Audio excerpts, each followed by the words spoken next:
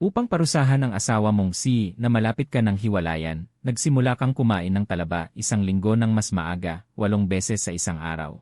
Kaya ngayon sobra-sobra ang iyong lakas. Isa pa, hayop ka, 4 beses na. Wala ka bang katapusan? Sa malambot na malaking kama, si Su Kingsu ay nahihiya at galit na nakatitig sa'yo. Siya ay nalilito ngayon. Bakit ang lalaking laging mahinhin sa araw-araw ay parang isang mabangis na lobo ngayong gabi? Tandang-tanda niya na ang orihinal na layunin niya ay hiwalayan ka lang para maging maayos ang lahat. Handa pa siyang magbigay ng dagdag na 10 milyon bilang kompensasyon at pumayag ka naman, pero paanong pagkatapos mong tumama ang ulo mo ay naging iba na ang lahat? Hindi lamang niya inaasahan na mahihikayat ka niya sa kama, kundi inagaw mo rin ang kanyang unang halik at unang gabi. Hindi ko rin naman gusto, Su Kingsu pero 7 taon na kitang minamahal. Sa pag-isip na bukas ay maghihiwalay na tayo. Simula ngayon, sasama ka na kay Ji Kingsong. Ang sakit ng dibdib ko, parang hindi ako makahinga. Malungkot mong sabi. Si Ji Kingsong ang hindi niya makuha noong kolehiyo, ang kanyang puting buwan. Pagkatapos ng kolehiyo, sumama siya sa kanyang kasintahang babae at umalis ng bansa. Kamakailan lang ay bigla niyang kinontak si Su Kingsu. Sabi niya, pagod na siya, umuwi na ang pagod na ibon. Kaya si Su Kingsu na parang asong sumusunod, ay nagmamadaling makipaghiwalay. Nang marinig ang iyong mga salita, biglang tumahimik si Su Kingsu.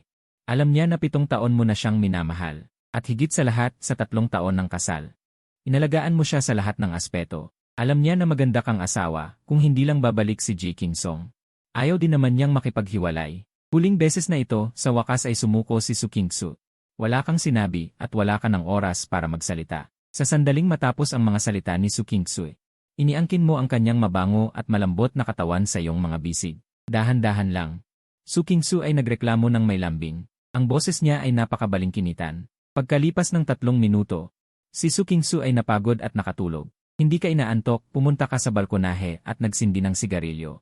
Sa gitna ng usok, hindi mo pa rin maintindihan kung paano ka nagising sa ibang mundo.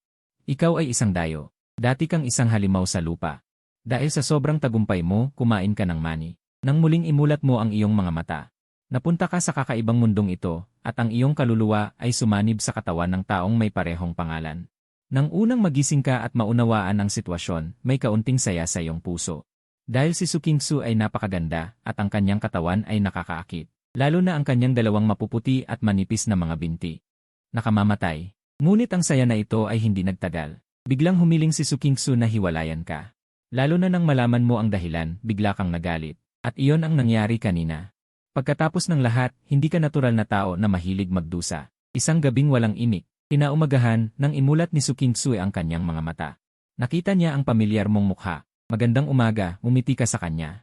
Si Su Kingsu ay galit na tiningnan ka. Ngayon, ayaw na niyang kausapin ka, kahit tingnan ka. Sa tuwing makikita ka, naaalala niya kung paano mo siya pinatulog ng 5 beses kagabi. Ngumiti ka. Su Kingsu, bakit kahit galit ka ay napakaakit mo? Ano ang gagawin ko? Bigla akong nanghinayang na hiwalayan ka. Nagalit si Su Kingsu. Para makipaghiwalay, binigyan ka niya ng 20 milyon. At pinatulog mo pa siya ng 5 beses. Ngayon ay sinasabi mo nang ayaw mong maghiwalay. Anong biro ito? Hayop ka, sinasabi ko sa'yo. Ngayon dapat tayong maghiwalay. Babalik na si Ji Kingsong ngayon. Ayaw ni Su Kingsu na bago siya dumating, ay hindi pa niya naaayos ang kanyang mga gawain. Dahil nangako siya sa kanya na tatanggapin siya ng bago.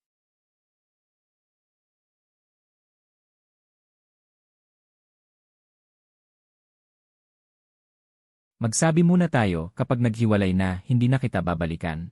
Kahit lumuhod ka sa harap ko at magmakaawa, hindi ito gagana. Ngumisi si Su Kingsu. Mahal kita. Hindi ka man lang katumbas ng isang hibla ng buhok ni Ji Kingsong. Akala mo ba luluhod ako sa harap mo at magmamakaawa? Karapat-dapat ka ba? Magaling, galit na galit ka na. At saka mo muli niyakap si Su Kingsu. Nagpanik si Su Kingsu. Hayop, ano ang gusto mong gawin? Hayop, bitawan mo ako. Hayop. Huhuhu, hinalikan mo ang pisngi niya. Malapit na ang tanghali. Lumabas ang 2 mula sa tanggapan ng kasal. Ang lakad ni Su Kingsu ay kakaiba. Sa totoo lang. Kung hindi lang babalik si Ji Kingsong ngayong gabi, hindi talaga siya pupunta sa paghihiwalay. Wala siyang magagawa. Dahil kagabi, muli mo siyang pinatulog ng 2 beses. Ang katawan niya ay parang tinusok. Ngayon, habang hawak ang sertipiko ng diborsyo, ang damdamin ni Su Kingsu ay komplikado. Akala niya magiging masaya siya dahil siya ang may gusto ng diborsyo. Ngunit tila hindi siya gaanong masaya gaya ng inaasahan. Habang ikaw ay mukhang masaya at kontento. Biglang naasar si Su Kingsu. Chen Zi, hiwalay na tayo ngayon. Bago mag-alas 3 ng hapon, ilipat mo lahat ng damit mo. Tumango ka. Para sa'yo, si Su Kingsu ay buhangin na hindi mo kayang hawakan, mas mabuti pang bitawan agad. Kasi wala ka namang nararamdaman para sa kanya. At saka, bawal ka nang mangulit sa akin. At huwag mong sasabihin kanino man na nagpakasal tayo. Iilan lang ang nakakaalam ng kasal natin, pati mga magulang ni Su Kingsu ay hindi. Tumango ka ulit, walang ekspresyon ang mukha. Nang makita kanyang napakasunurin. Lalong naasar si Su Kingsu. Inakala niya na kahit papaano ay may sasabihin ka para pigilan siya. Wala ka bang gusto sabihin sa akin? Mayroon. Tumango ka ulit. May kislap ng pagmamalaki sa isip ni Su Kingsu. Bumuntong hininga siya, sige, sabihin mo na. Pwede bang isa pa? Seryoso mong tanong. Talagang gusto mo ang kanyang katawan ngayon, napakaganda talaga. Layas, sigaw ni Su Kingsu na puno ng galit. Mumiti ka. Walang pakundangan mong pinisil ang maputing pisngi ni Su Kingsu. Ingat ka, wala na ako. Pero sabi ko na, ayaw ko sa babaeng na hawakan na ng iba, kahit hawak kamay lang. Pagkasabi mo niyan, umalis ka na. Pero si Su Kingsu ay nakatayong matagal na hindi makamulat. Pakiramdam niya ay iba ka na ngayon. Sa ginawa mong pagpisil sa pisngi niya, dati ay hindi mo yun gagawin. Pero ngayon ginawa mo at walang pakundangan pa. Para kay Su Kingsu parang nilalandi mo siya. Akala niya magagalit siya, pero hindi, sa halip ay may kakaibang alindog ka sa paningin niya. Maya-maya pa, paglabas ng sasakyan mo sa kanto, isang makikislap na sports car ang humarang sa daan mo, napakawalang hiya. Pagkatapos, nakita mo ang isang babaeng may magandang katawan na bumaba mula sa sasakyan. At naglakad papunta sa tabi mo. Naku, ang ganda niya. Parang isang bantog na artista sa Blue Star na nagsasabing career woman ang peg. Ang alaala ng orihinal mong katawan ay nagsasabi sa iyo na ang babaeng mukhang mapang-akit ay si Shen Sueli. Ang panganay na anak ng pamilya Shen sa Haicheng. Siya ay mortal na kaaway ni Su Kingsu. Gaano ba kalala? Kapag may ginagawa ang pamilya Su, gagayahin ng pamilya Shen. Si Su Kingsu ay namamahala ngayon ng isang entertainment company. Si Shen Sueli din ay namamahala ng isang entertainment company. Ibinaba mo ang bintana, umingiti sa kanya. Hiwalay ka na kay Su Kingsu? Tanong ni Shen Sueli na may ngiti. Hiwalay na. Siya ang nag-udyok. Siyempre ako. Hindi ka ba nagsisi? Ngumiti si Shen Sueli habang nagtatanong. Bumuntong hininga ka, noong una ay nagsisi. Pero nang maisip kong mas maganda ka sa kanya, nagsisi na ako. Umiyak. Tumawa si Shen Sueli. Chenzi, akala ko bastos ka lang. Pero hindi ko inaasahan na may ganito kang nakakatawang side. Tumango ka, alam mo. Bukod sa pagiging gwapo, ang natitira ko na lang ay ang pagiging nakakatawa at cool. Natawa ulit si Shen Sueli. Tumawa siya hanggang sa kailangan niyang hawakan ang bintana para hindi matumba. Ngumiti ka, ang init ng araw sa labas. Mas mabuting mag-usap tayo sa loob ng kotse. Ngumiti si Shen Sueli at sumakay sa passenger seat. Sabihin mo, anong kailangan mo sa akin? Tanong mo ng diretsyo. Pero kahit sinabi mo kay Shen Sueli, hindi mo siya tiningnan, sa halip ay puro titig sa dalawang binti na nababalot ng itim na medyas. Nahuli ni Shen Sueli ang iyong walang pakundangan na titig. Ngumiti siya, maganda ba ang aking mga binti? Ganda parang prosthetic. Hindi ako naniniwalang may ganito kagandang hita sa mundo. Pwede ko bang hipuin para masigurado? Seryoso mong sabi? Ha ha ha ha! Tumawa si Shen Sueli ng malakas, talagang walang hiya ang lalaking ito. Pagkatapos ay numiti siya, sige, hipuin mo. Hindi naman ako gusto. Malungkot mong sabi. Tumigil si Shen Sueli sa pagtawa.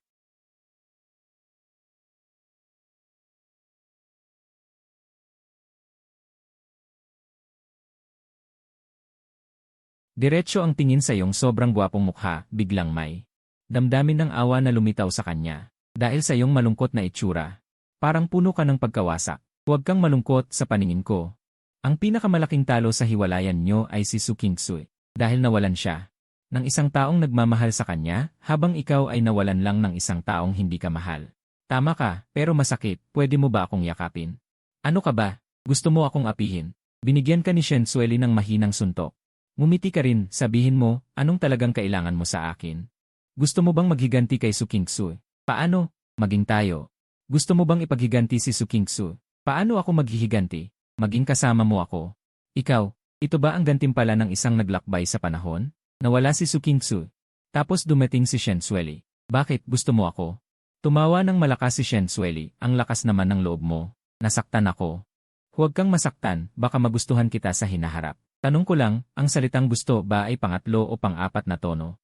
O pang-apat? Mabilis na naintindihan ni Shen Sueli at pabirong sinabi. Chenzi, napakabastos mo talaga. Ay naku, hindi sinasadyang nakita mo ang tunay kong anyo. Muli siyang natawa ni Shen Sueli. Sa totoo lang, si Chenzi na ito ay medyo kawili-wili. Hindi siya gaanong nakipag-ugnayan sa'yo noon. Akala niya ay isa kang seryosong tao, ngunit hindi niya inaasahan na ganito kakatuwa. Umiti ka. Sabihin mo, ano ang ibig sabihin ng kasama kita? Hindi naman ako mahal niya. Hindi ito paghihiganti. Hindi ka niya gusto pero sobrang possessive niya. At saka, kung makikipag-ugnayan ka sa iba, baka hindi siya ma-stimulate. Pero kung sa akin ka, tiyak nagagana dahil magkaaway kami. Isipin mo, kaka-divorce nyo lang tapos sasama ka sa akin. Kung malaman niya, hindi ba siya magagalit hanggang sa manlumo? May punto ka, pero ano ang mapapala mo rito? Siyempre, makita siyang manlulumo. Masaya ako. Ano, gagawin mo ba? Proud na itinaas ni Shen Sueli ang mukha, hindi. Bakit? Ayaw mo siyang patayin sa inis? Hindi ang ibig kong sabihin. Dagdagan mo ang bayad. Pumutok sa tawa, tumawa ng malakas si Shen Sueli. Sige, pagkatapos nito, bibigyan kita ng 10 milyon. Deal. Nagalak ka, tara, puntahan natin siya ngayon. At magpakita ng pagmamahalan. Hindi pa ngayon, mauna tayong kumuha ng peking dokumento. Sabay silang bumalik sa villa ni Su Kingsui, pero hindi pumasok si Shen Sueli. Ayon sa kanya, ayaw niyang pumasok sa teritoryo ni Su Kingsui. 3 taong kasal kay Su Kingsui, napakakaunti ng mga gamit mo, bukod sa ilang damit. Natira na lang ang ilang gamit pang aseo. Mabilis na naayos ang mga bagay, walang pagsisisi mong. Inilabas ang mga bag mula sa villa. Ito lang, tanong ni Shen Sueli. Malungkot kang tumango. Napakakuripot ni Su Kingsu sa'yo. Tama, kahit naghiwalay na, hindi man lang ako binigyan ng 10 bilyon. Ikaw ang nagbayad, pabirong tanong ni Shen Sueli. Ang lakas ng loob mo.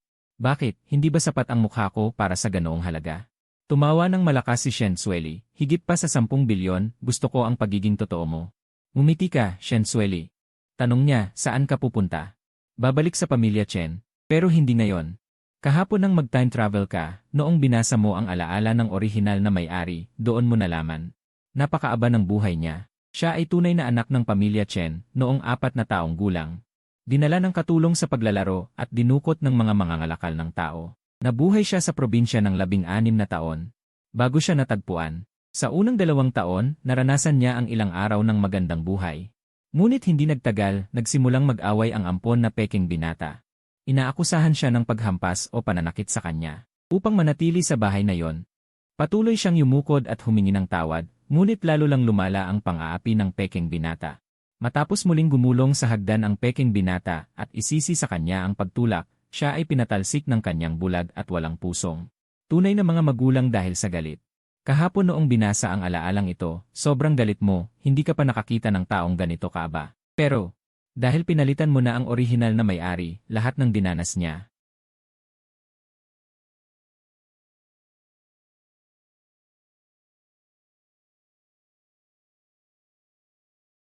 Natural na kailangan mong ipaglaban ang katarungan para sa kanya. Tumira ka sa bahay ko para kay Su Kingsuin.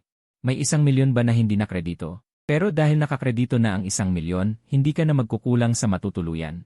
Pero si Shen Sueli ay isang dilad, isang napakagandang dilad kung magkakasama kayo sa bahay. Ibig sabihin, mas madali kang lapitan. Tama nga, Shen Sueli, ikaw ang sagisag ng magandang puso at magandang mukha. Si Ginoong Chenzi na puro biro na lang, susunod na po, binibining Shen Sueli na maganda at sexy. Sabay silang nagtatawanan na lumabas ng villa ni Su Kingsui sa paunguna ni Shen Sueli. Pumasok sa katabing villa, iyon ang villa na tinitirhan ni Shen Sueli. Katabi lang ng villa ni Su Kingsui. Sa totoo lang, si Su Kingsui ang unang bumili ng bahay dito. Pero bilang mortal na kaaway ni Su Kingsui, dahil nakatira na ito rito, natural na hindi papahuli si Shen Sueli. Pagkatapos ng lahat, itong village na ito ang pinakamataas na village ng mga mayayaman sa Haicheng. Kung hindi ka nakatira dito, hindi ka mahihiyang sabihin na isa kang pinakamayaman sa Haicheng. Dinala ka niya sa loob ng villa. Inilagay ka ni Shen Sueli sa kwarto sa unang palapag. Shen Sueli, saan ka nakatira? Sa itaas. Gusto ko tumabi sa kwarto mo. Ngumiti si Shen Sueli at nagtanong. Bakit? Siyempre para protektahan ka, ang ganda mo kasi. Paano kung may masamang tao na pumasok? Naisip mo yan, napakahigpit ng seguridad ng village na ito. Kahit isang ibon ay hindi makakalipad. Ngumiti si Shen Sueli, Seje. Kahit walang masamang tao, may mga ipis naman, may mga kulog at kidlat. Natawa na naman si Shen Sueli sa'yo. Ang mga mata mong patuloy na nag-scan sa kanya. Ipinagkanulo na ang iyong tunay na intensyon, pero dito ka nagpapakatotoo sa walang kwentang usapan. Pero sa totoo lang, hindi naman nagagalit si Shen Sueli sa ganitong pakiramdam. Ito ay, kahit si Shen Sueli ay nagulat, Huwag kang magpaloko sa kanyang mapangakit na itsura, hindi siya isang taong mahangin o bastos. Pasensya na, walang ipis sa villa ko. At hindi rin ako takot sa kulog. Diretsahin mo na, gusto mo ba ang katawan ko? Ay, ganun ba kitang kita? Napatawa si Shensueli ng malakas. Lalo niyang nakitang may kakaiba ka, matapang pero may katatawanan. Ngumiti siya ng mapangakit at kinawayan ka ng daliri. Lumapit ka ng ilang hakbang, inilapit ni Shensueli ang kanyang bibig. Sa iyong taina at bumulong ng mahina, gusto mo akong matulog. Sige, sakupin mo ako. Kung kaya mo akong sakupin, papayagan kitang matulog sa akin araw-araw. Ang bango ng babae ay pumuno sa iyong ilong, medyo nalito ka. Agad kang umiti at nagtanong, hindi ba pwedeng mapatulog na lang? Napalakas ang tawa ni Shensueli. Hala, kailan naging bastos ang taong ito? Pero, sabihin mong bastos siya, pero ang tingin niya sa iyo ay puno ng respeto. Umiti siya ng mapangakit, gusto mo akong patulugin? Pwede, simula ngayon, magbibigay na ako sa iyo ng puntos. Kapag naka-negatibo 100 puntos ka na, saka kita papayagang matulog sa akin. Ilang puntos ako ngayon? 0. 6:00 ng gabi. Si Su Qingsui, na nakasuot ng itim na damit na perpektong akma sa kanya, ay dumating sa pick-up area ng airport.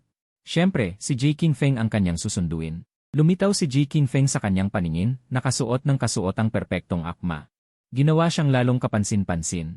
Nawala na ang kanyang pagka-estudyante, naging sobrang mature. Para siyang isang marangal na binata. Umiti si Su Qingsui, pakiramdam niya tama ang desisyon niyang hiwalayan si Chen Zi.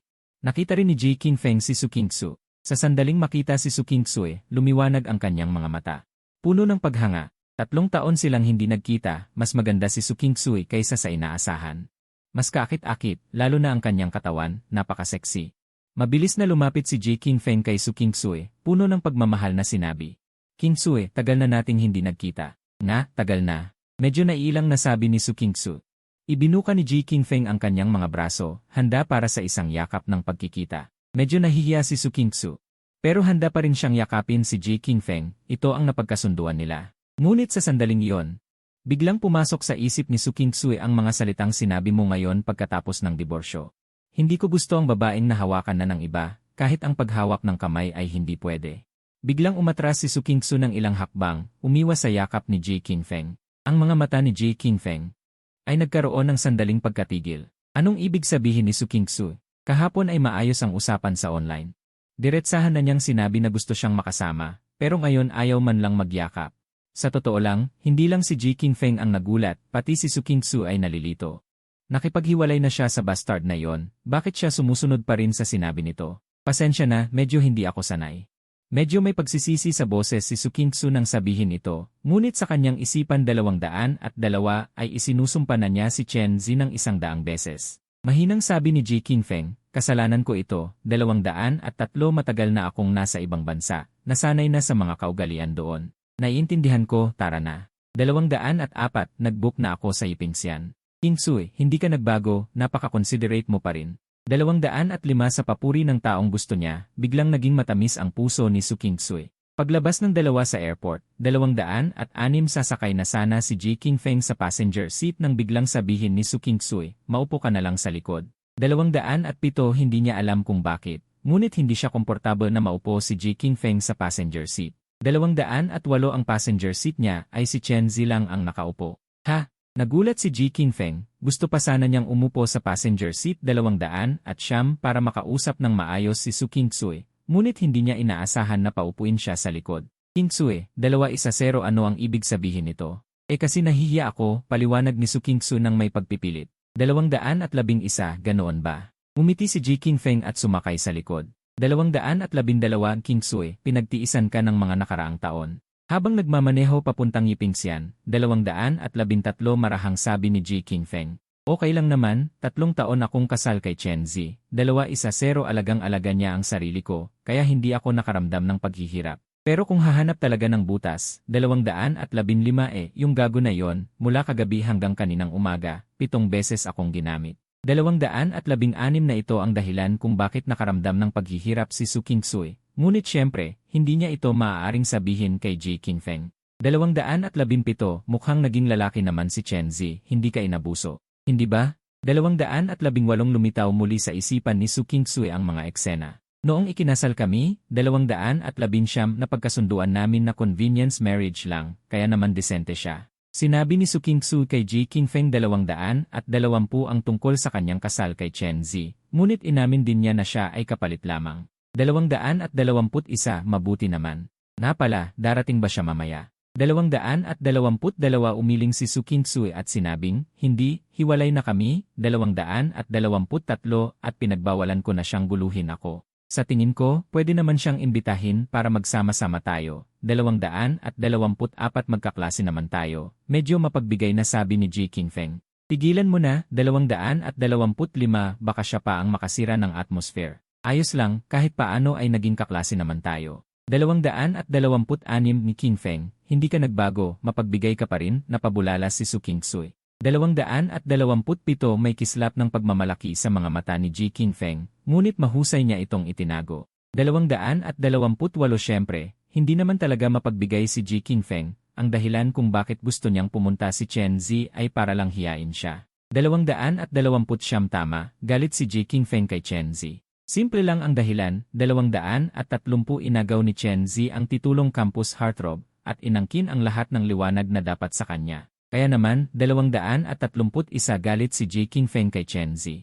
Alam ni Ji Qingfeng na gusto ni Chen Zi si Su Qingsu. Noong kolehiyo, 232 siya ang pinakatapat na manliligaw ni Su Qingsu. Gusto lang ni Ji Qingfeng na makita ni Chen Zi 233 ang kanyang idolo, na nagmamakaawa lamang sa kanya. Sa isip lang na nakikita ni Chen Zi 234 si Su Qingsu na sumusuko sa kanyang yakap, nanginginig na sa tuwa si Ji Qingfeng. Sa totoo lang, 235 napakaliit ng puso ko, sa mundo ng pag-ibig, sobra akong possessive. 236 ngunit para sa'yo, handa akong maging mapagbigay, sabi ni Ji Qingfeng ng may pagmamahal. 237 dapat daw ay naantig si Su Qingsu, ngunit hindi niya alam kung bakit, bigla niyang nakitang medyo may pagka-corny ang mga sinabi ni Ji Qingfeng.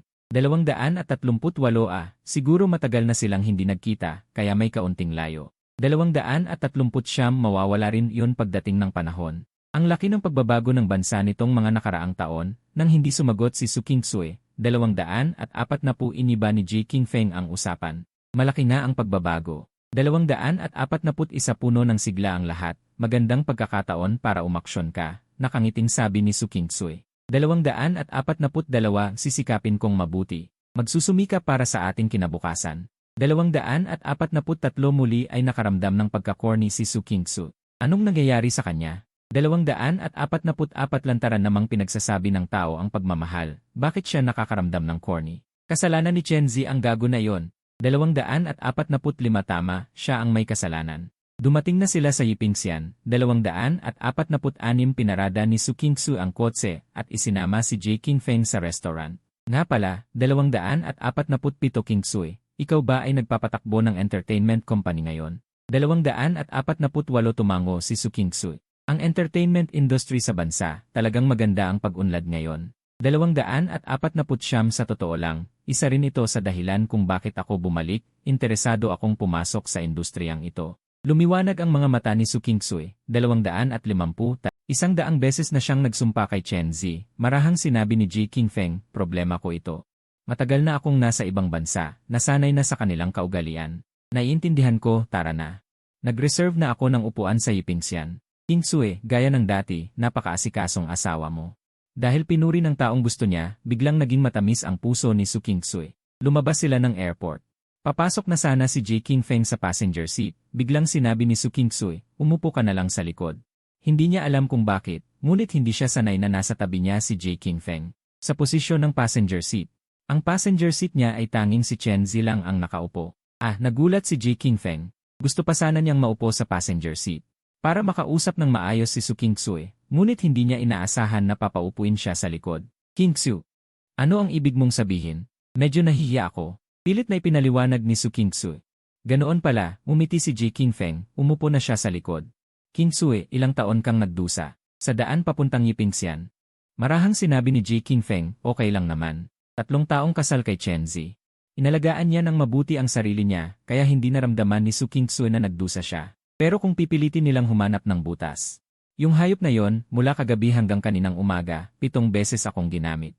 Ito ang dahilan kung bakit labis na nasaktan si Su Qingsu, pero hindi niya ito maaaring sabihin kay Ji Qingfeng. Mukhang lalaki naman si Chenzi, hindi kanya sinamantala. Hindi ba? Sa isip ni Su Kingsu ay muling lumitaw ang eksena. Noong ikinasal kami. Kasunduan lang namin ang kasal kaya desente naman siya. Sinabi ni Su Kingsu kay J. Qingfeng. Na ikinasal siya sa kanya pero inamin din niya na si J. Qingfeng ay kapalit lamang. Mabuti naman. Sige, darating ba siya mamaya? Umiling si Su Kingsu, hindi. Naghiwalay na kami. At pinagbawalan ko siyang guluhin ako. Sa totoo lang, sa tingin ko ay pwede siyang imbitahin na sumama. Dahil magkaklase naman tayo, mapagbigay na sabi ni J. Qingfeng. Huwag na lang. Natatakot ako na masira niya ang atmosfera. Okay lang naman, kahit paano ay naging magkaklase tayo. Simoy, ikaw pa rin ay napakalawak ang pangunawa, napabulalas ni Su Kingsu. Isang ngiti ng pagmamataas ang sumilay sa mga mata ni Shen Sueli, ngunit mahusay niya itong itinago. Si Shen Sueli ay siyempre hindi isang taong malawak ang pangunawa, ang dahilan kung bakit niya pilit na pinapunta si Chen Zi ay para lamang siyang hiyain. Tama, galit si Shen Sueli kay Chen Zi dahil simpleng dahilan. Inagaw ni Chen Zi ang kanyang titulo bilang campus heartthrob at inagaw ang lahat ng kinang na para sa kanya, kaya naman. Galit si Shen Sueli kay Chen Zi, alam ni Shen Sueli na gusto ni Chen Zi si Su Kingsu noong kolehiyo. Siya ang pinakatapat na manliligaw ni Su Kingsu, gusto lang ni Shen Sueli na makita ni Chen Zi ng maayos. Ang kanyang iniidolo na diyosa ay isang tagasunod lamang niya, sa pag-isip na si Chen Zi ay titig ng titig. Habang si Su Kingsu ay yumakap sa kanya, nanginginig si Shen Sueli sa tuwa, sa totoo lang. Ako ay isang napakaliit na tao, sa mundo ng pag-ibig, sobra ang aking pagmamayari. Ngunit para sa iyo, handa akong maging mas mapagbigay, wika ni Shen Sueli ng may pagmamahal. Naramdaman ni Su Kingsu na dapat siya ay naantig, ngunit hindi niya alam kung bakit. Bigla niyang naramdaman na ang mga salita ni Shen Sueli ay medyo nanggigitata. Tiyak na matagal na kaming hindi nagkita, medyo hindi kami pamilyar. Sa paglipas ng panahon ay magiging maayos din, napakalaki ng pagbabago sa loob ng bansa sa mga nakaraang taon, nang hindi sumagot si Su Kingsu. Pinalitan ni Shen Sueli ang paksa, malaki nga ang pagbabago. Lahat ay puno ng sigla, ito ang tamang panahon para magpakitang gilas ka, ngumiti si Su Kingsu. Magtatrabaho ako ng mabuti, magsusumikap para sa ating kinabukasan, Muli ay nakaramdam ng kaunting pagkanggigitata si Su Kingsu sa kanyang puso, ano bang nangyayari sa akin? Ang dami-dami niyang sinabing may pag-ibig, bakit ko naman naramdamang nanggigitata? Lahat ay kasalanan ng basurang si Chen Zi. Kasalanan niya yon, hindi nagtagal ay nakarating sila sa isang restauran. Matapos iparada ni Su Kingsu ang sasakyan, dinala niya si Shen Sueli sa loob ng restauran, Kingsu, ikaw ba ngayon ay nagpapatakbo ng isang kumpanya ng libangan? Tumango si Su Kingsu, maganda ang pag-unlad ng industriya ng libangan sa loob ng bansa ngayon. Sa totoo lang, sa pagbalik ko, may balak din akong pumasok sa industriyang ito, lumiwanag ang mga mata ni Su Kingsu. Talaga? Kung ganoon, pwede kang pumunta sa kumpanya ko, kailangan ko talaga ng isa. Isang malakas na katulong, hindi ka naman siguro maaabala, syempre hindi. Gusto ko talagang tumulong ka sa amin, marahang sabi ni Su Kingsu, sige. Bukas ay mag-uulat na ako, magsasalita pa sana si Su Kingsu nang biglang dumapo ang kanyang paningin sa 2 anyo. Sa di kalayuan, sa sumunod na segundo, ang magandang mukha ni Su Kingsu. Nalubhang nakakamangha ay biglang napuno ng matinding galit, ang 2 anyong iyon ay walang iba. Kundi si Chen Zi at si Shen Sueli, masayang nag-uusap habang naghihintay ng elevator, hindi alam kung ano ang sinabi ni Chen Zi. Na nagpatawa ng sobra-sobra kay Shen Sueli, at binigyan pa siya nito ng mahinang suntok. Tila magkasintahan ang dalawa. Ang tagpong ito ay biglang nagparamdam kay Su Kingsu na parang may hindi nakikitang kamay na mariing pumipiga sa kanya.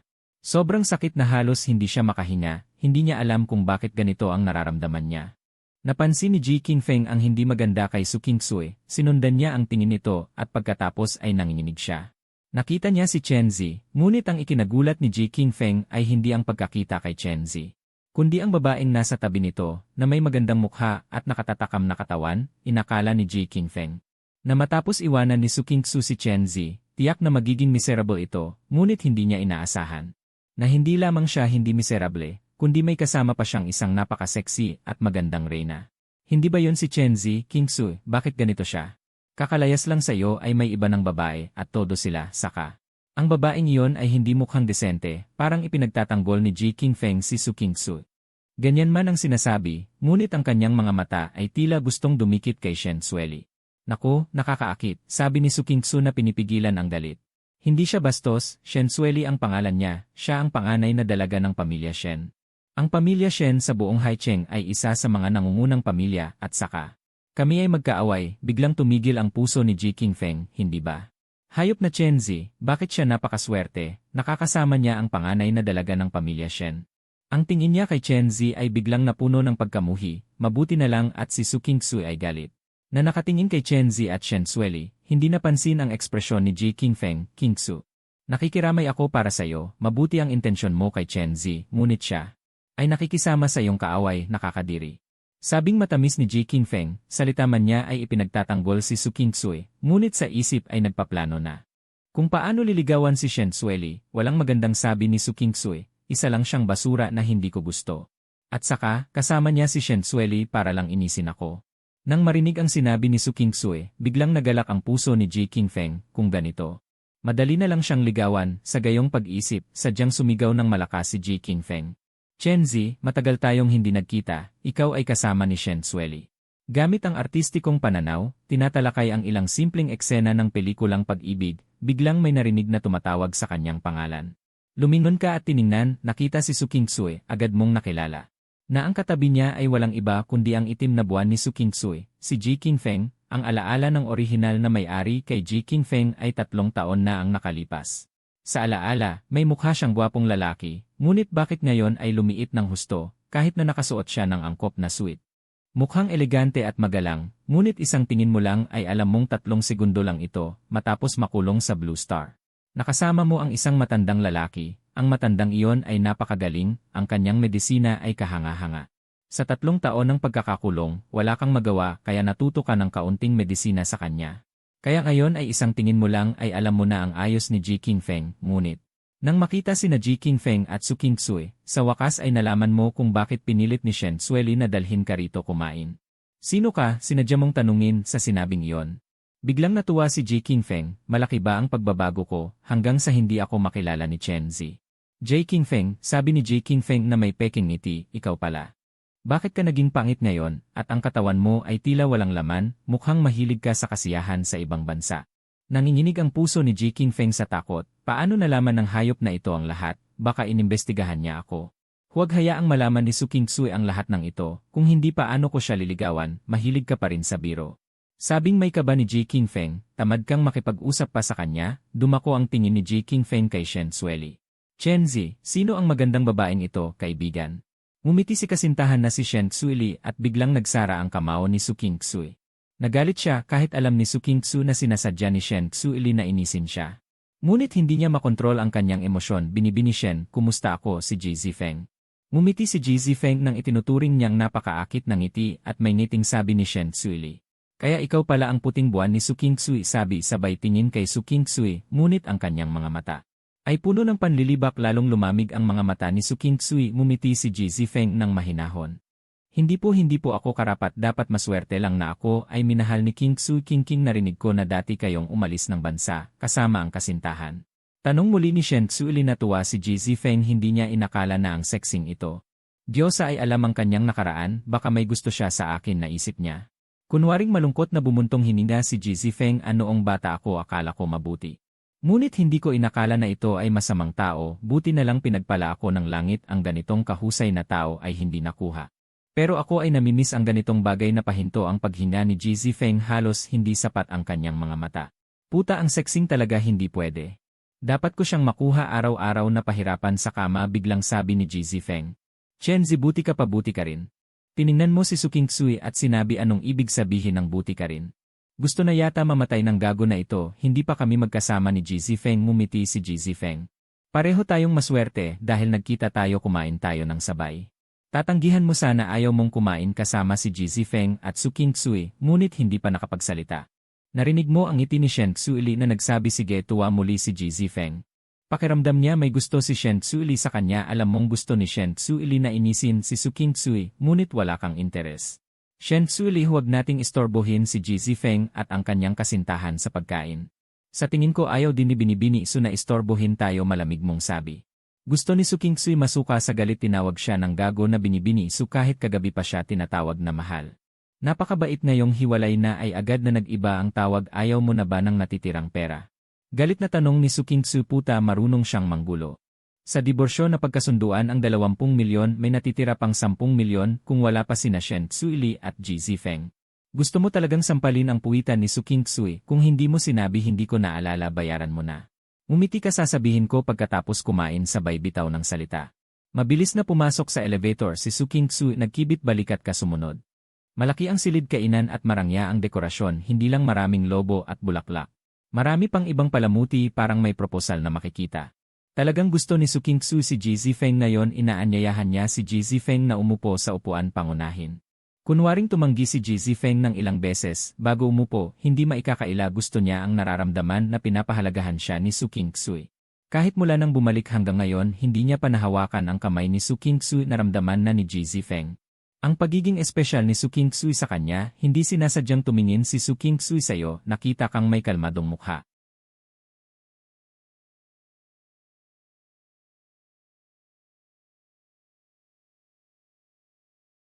Sinabi lang niya sa sekretarya na simpleng palamuti, ngunit hindi inakala na napakagarbo.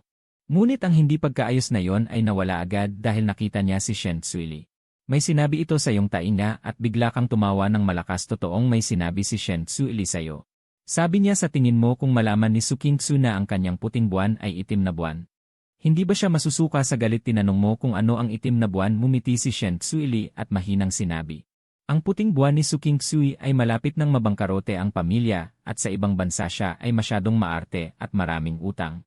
Ngayon kailangan niya ng tatanggap ng problema narinig mo ang paliwanag niya ngumiti ka at mahinang nagsabi. Hindi lang masusuka sa galit masisira talaga siya nararapat sa kanya. Ano gusto mo bang ilantad ang totoong mukha ni Ji Zifeng ngayon palang nakangiting sabi ni Shen Tzuili. Wala akong ganyang kabaitan at kung ilalantad ngayon. Magpapasalamat lang sa akin si Su Kingsu hindi siya masisira maghintay muna tayo. Tunay kang tusong soro babae pambati ka ba hindi ba halata? Tumawa si Shen Tzuili nang mahina sa pagkakita ng ganitong kalapitan ng dalawa nagdilim ang mukha ni Su Kingsu sa galit.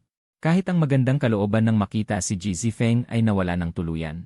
Kung hindi dahil nasa paligid pa sina Ji Zifeng at Shen Tzuili, gusto talaga ni Su Kingsu na kagatin ka. Kingsu, ito ang kwintas na dala ko para sa'yo mula sa ibang bansa. Biglang naglabas ng kwintas si Ji Zifeng. Natuwa si Su Kingsu sa kanyang puso, kahit na isang sulyap pa lang ay alam na niyang hindi mahalaga ang kwintas na ito. Ngunit may konting pagkaantig pa rin sa kanyang puso, kaya masaya siyang umiti at sinabi, Zifeng. Salamat ha, naghanda rin ako ng regalo para sa'yo, ibibigay ko bukas. Nang marinig mo ito, bahagyang bumuntong hininga ka sa iyong puso. Sa alaala ng orihinal na katawan, 3 taon silang kasal, hindi si Su Kingsu nagbigay kahit isang regalo sa orihinal na katawan. Isuot ko na sa'yo. Mahinang sabi ni Ji Zifeng at tumayo na siya. Ngunit sa isip ni Su Kingsu, naalala muli ang sinabi mo, hindi ako gusto ng babaeng nahawakan na ng iba, kahit hawak kamay ay hindi pwede. Kaya, bago pa lumapit si Ji Zifeng, mabilis na tumayo si Su Kingsu at umatras ng ilang hakbang. Hindi na ako na mismo. Biglang nainis si Ji Zifeng. Balak niyang magpakitang gilas ng pagmamahalan sa harap mo para mainggit ka, ngunit sino ang mag-aakala na si Su Kingsu ay hindi naman nakikipagtulungan. Sa airport, hindi siya pumayag na yakapin, okay lang, ngayon kahit isang kwintas. Ay hindi pinapayagan na isuot sa kanya. Nang makita mo ito, nakangisi kang nagsabi. Miss Su, kailangan kitang pagsabihan. Si Ji Zifeng ay naglakbay ng malayo. Para bigyan ka ng regalo, pero hindi mo siya pinapayagang isuot ito sa'yo. Sa totoo lang, medyo sobra na. Tinitigan ka ni Su Kingsu na may galit sa kanyang mga mata. Parang kutsilyo. Grabe ang yamot sa gunggong na ito, siya mismo ang dahilan kung bakit. Siya ay otomatikong umiiwas sa paglapit ni Ji Zifeng. Ngunit ngayon may mukha pa siyang magsalita ng ganyan. Marami tayong oras. Kingsu, mahaba pa ang ating panahon. Napapayag na tumango si Su Kingsu. At saka kanya tiningnan ng masama, tama ba? Di bati ko sa inyong dalawa ng walang hanggang pagkakaisa. At maagang magkaroon ng anak. Nakangiti mong sinabi at lalong nainis si Su Kingsu. Kahit paano niya pakinggan, masakit sa tenga ang mga salitang iyon. Hindi pa siya pumapayag na maging kasama ni Ji Zifeng. Pero binabati mo na agad, ano ang ibig sabihin? Gusto mo bang pakasalan ko agad si Ji Zifeng? Sa sandaling iyon, pumasok ang server na may dalang mga pagkain, sunod-sunod na inilatag ang masasarap na putahe sa mesa. Tumingin si Ji Zifeng sa mga pagkain at mumiti, Kingsu, salamat ha. Naalala mo pa ang mga paborito kong pagkain. Marami sa mga gusto mo ay naalala ko pa. Mahinang sabi ni Su Kingsu, tiningnan ka ni Ji Zifeng ng mapanukso, ngunit ikaw ay abala sa pagkain. Hindi mo siya pinansin. Wala kang magagawa, gutom ka talaga. Wala pang 24 oras, 7 beses na kayo nag-ano, kailangan mo na ngayon ng enerhiya. Si Shen Tzuili ay puro dagdag ng pagkain sa'yo. Parang isang masunuring asawa. Nang makita ito ni Su Qingsui, bigla siyang nataranta. Alam niyang sinadya ni Shen Sueli, pero hindi niya mapigilan ang galit sa kanyang loob. Nang makita niya si Shen Sueli, na muli kang dinagdagan ng pagkain gamit ang kanyang chopstick, at ikaw ay kontento sa pagkain, hindi na napigilan ni Su Qingsui. Galit na galit siyang nagtanong, Chen Zi, wala ka bang kamay? Parang hindi mo narinig ang sinabi ni Su Qingsui, nagpatuloy ka lang sa pagkain. Si Shen Sueli naman ay nagsalita ng malambing. Su Qingsui, si Chen Zi ngayon ay boyfriend ko, gusto ko siyang alagaan, bawal ba? Panunukso, lantad na panunukso. Galit na tinitigan ni Su Qingsui si Shen Sueli. Hindi rin nagpatalo si Shen Sueli sa pagtitig kay Su Qingsui. Matapos ang ilang sandali, biglang inilayo ni Shen Sueli ang kanyang paningin. Hindi siya naubusan, kundi malapit nang maubos ang pagkain sa iyong plato. Ipinagpatuloy ni Shen Sueli ang pagiging masunuring asawa. Dinagdagan kanya ng pagkain. Sa panonood nito, napakapit ang kamao ni Su Qingsui sa galit. Sa sandaling iyon, dinagdagan din ni Ji Zefeng si Su Qingsui ng isang subo ng pagkain. Tiningnan ka ni Su Qingsui ng mapanukso. Ngunit ikaw ay abala sa pagkain na parang wala kang kinalaman sa lahat ng ito. Nawalan na ng pag-asa si Su Qingsui. Inakala niya na mahal mo siya at 7 taon kang nagmahal. Ngayon na nakita mong may ibang lalaki na nagdagdag sa kanya ng pagkain, dapat ay magagalit ka, ngunit parang hindi mo nakita. Wala kang pakialam. At ang mas ikinalungkot ni Su Qingsui ay, sa pagtingin sa pagkain na idinagdag ni Ji Zefeng, hindi niya alam kung bakit nakaramdam siya ng kakaiba. Sa buong buhay niya, maliban sa kanyang ama, iisa lang ang lalaking nagdagdag sa kanya ng pagkain, at iyon ay si Chen Zi. 3 taong kasal, sa tuwing kakain sila ni Chen Zi, lagi siyang dinadagdagan ni Chen Zi ng pagkain. Minsan, si Chen Zi ay gumagamit ng kanyang chopstick para direktang maglagay ng pagkain sa kanyang bibig. Ngunit hindi siya nakaramdam ng kakaiba noon, bakit kay Ji Zefeng ay sobrang kakaiba. Sobrang mura kaya halos itapon na niya ang piraso ng baka na inilagay niya sa plato kanina, siguradong dahil matagal na silang hindi nagkita. Sa pag-isip niyon, pinigilan ni Su Qingsui ang kanyang galit at malumanay na sinabi. Salamat, kumain ka na rin, siguradong matagal ka nang hindi nakakain. Nang pagkain galing sa bayan, at huwag mo na akong dagdagan ng ulam. Ano nang mayroon sa akin? Napakatagal na panahon na simula noong huli akong kumain. Nang tunay na lutong insik, sabi ni Ji Zefeng na puno ng damdamin, biglang tumawa si Shen Sueli at nagtanong.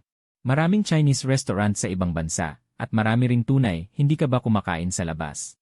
Hindi napansin ni Ji Zefeng ang nakatagong kahulugan sa sinabi ni Shen Sueli, tiwala siyang iniisip na si Shen Sueli ay may gusto sa kanya, kaya paikot-ikot na nagtatanong tungkol sa kanyang sitwasyon sa ibang bansa.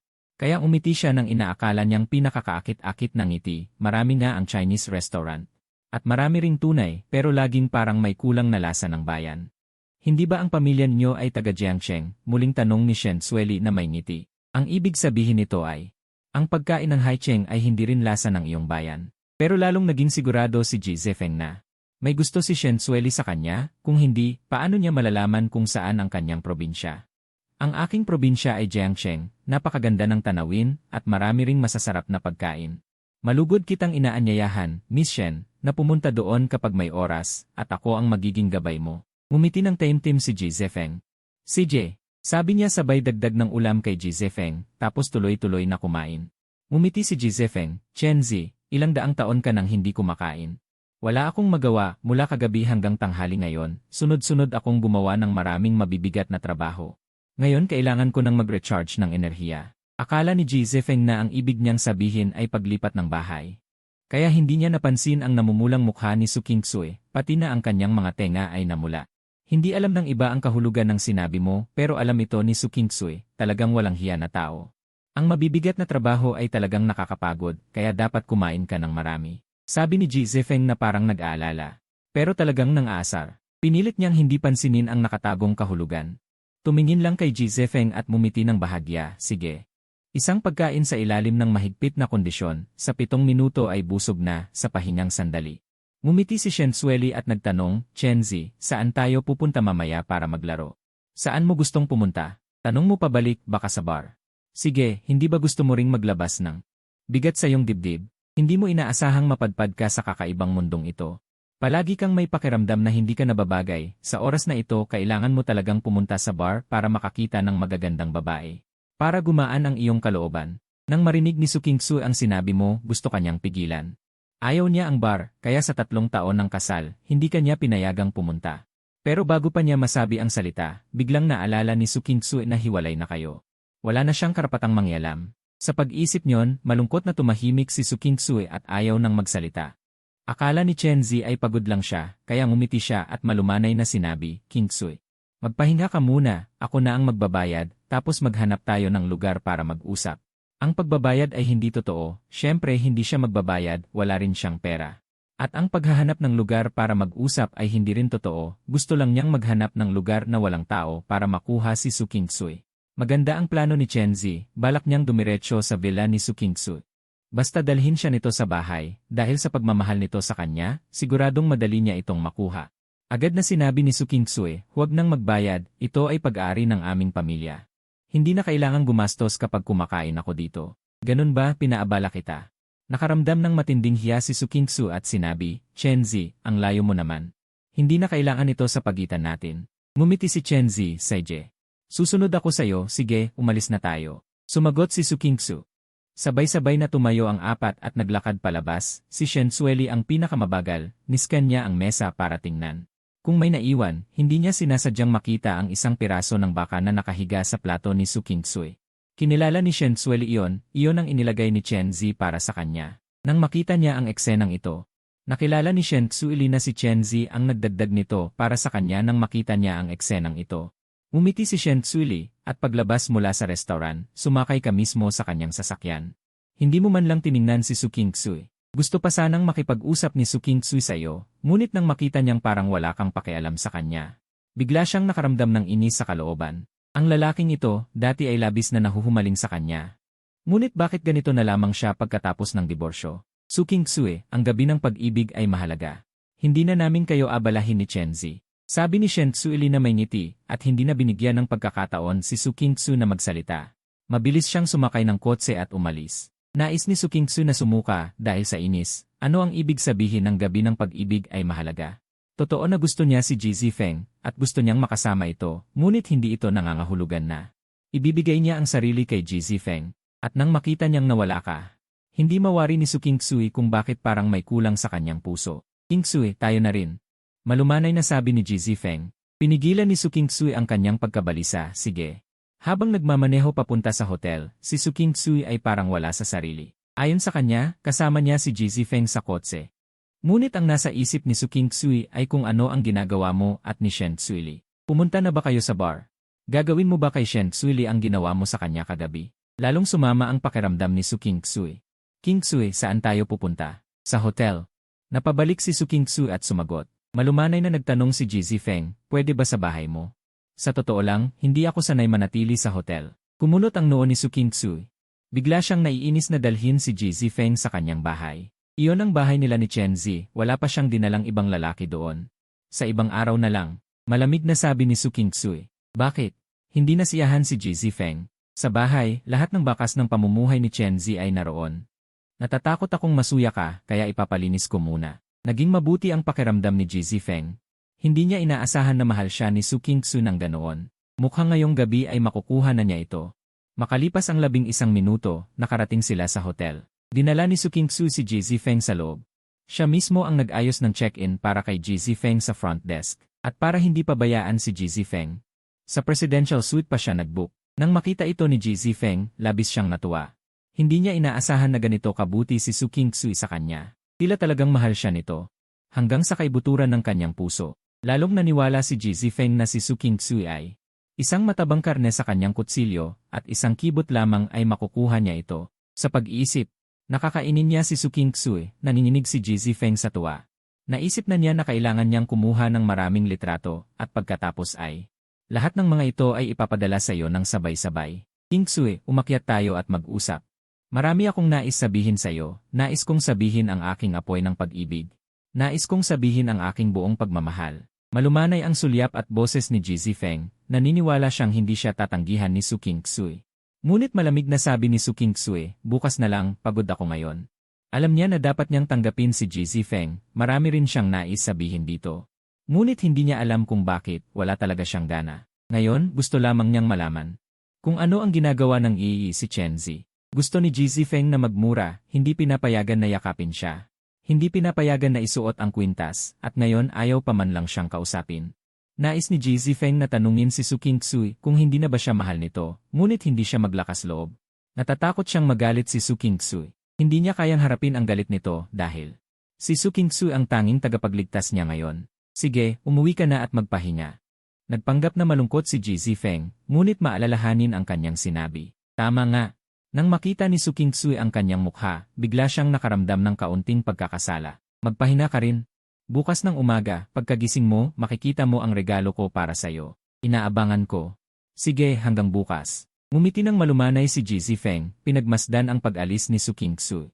Pumasok sa mga mata ni Ji Zifeng ang isang galit na tingin. Kasabay nito, sa paunguna ni Shen Tsuli, pumasok ka sa Night Charm Bar. Nang maramdaman ang nakakabinging musika. Nang makita ang mga babaeng may sexing kasuotan, pakiramdam mo ay nabuhay ka muli. Ito ba ang pamilyar na buhay? Umorder si Shen Tsuli ng isang booth. Isang pindot lamang at dinala ng tagapaglingkod. Ang mamahaling alak. Pagkatapos ibuhos ang isang baso para sa iyo, umiti si Shen Tsuli at nagtaas ng baso. Chenzi, binabati kita sa iyong bagong buhay, at binabati rin kita sa pagkakataong makuha mo ako. Umiti ka ng bahagya. Umiti si Shen Tsuli na tila may malaahas na mga mata. Chenzi, talagang wala kang takot magsalita, hindi lang ako nagsasalita. Gusto mo bang gawin sa akin? Kaya ko pa nga gawin, ano ang gagawin? Ngumiti si Shen Tsuli na may pagkaakit, tanong, maging iyong lalaki, dapat magpakita ka ng magandang pagganap. Ang makukulay na laser lights ay nagliliwanag sa iyong mukha, ang iyong ngiti ay mukhang masama at mapaglaro, sa sandaling iyon. Naramdaman ni Shen Tsuli na ikaw ay naiba sa lahat ng kanyang nakilala, ngumiti siya. Ininom niya ang matapang na alak sa kanyang baso, pagkatapos ng 2 baso, kasama ang nakakabinging musika. Naramdaman mong kumukulo ang iyong dugo, gusto mong sumayaw, gusto mong mailabas ang iyong damdamin. Ang kalungkutan sa iyong puso, sumayaw tayo, sabi mo habang ibinababa ang baso. Ha? Naguguluhan na tumingin sa iyo si Shen Tsuli, akala niya ay mali ang kanyang narinig. Dahil ang iyong dating imahe sa kanya ay isang konserbatibong tao, hindi mukhang isang taong sasayaw sa bar. Anong ha? Hinawakan mo ang pinong kamay ni Shen Tsuli at hinila siya papunta sa dance floor nang walang paliwanag. Sa gitna ng nakakabinging musika, hinawakan mo ang baywang ni Shen Tsuli at inilapit siya sa iyong dibdib. Pagkatapos ay sumayaw kayo ng mabaliw, ang pagdikit ng katawan ay nagpanginginig kay Shen Tsuli, ang lalaking ito ay talagang matapang.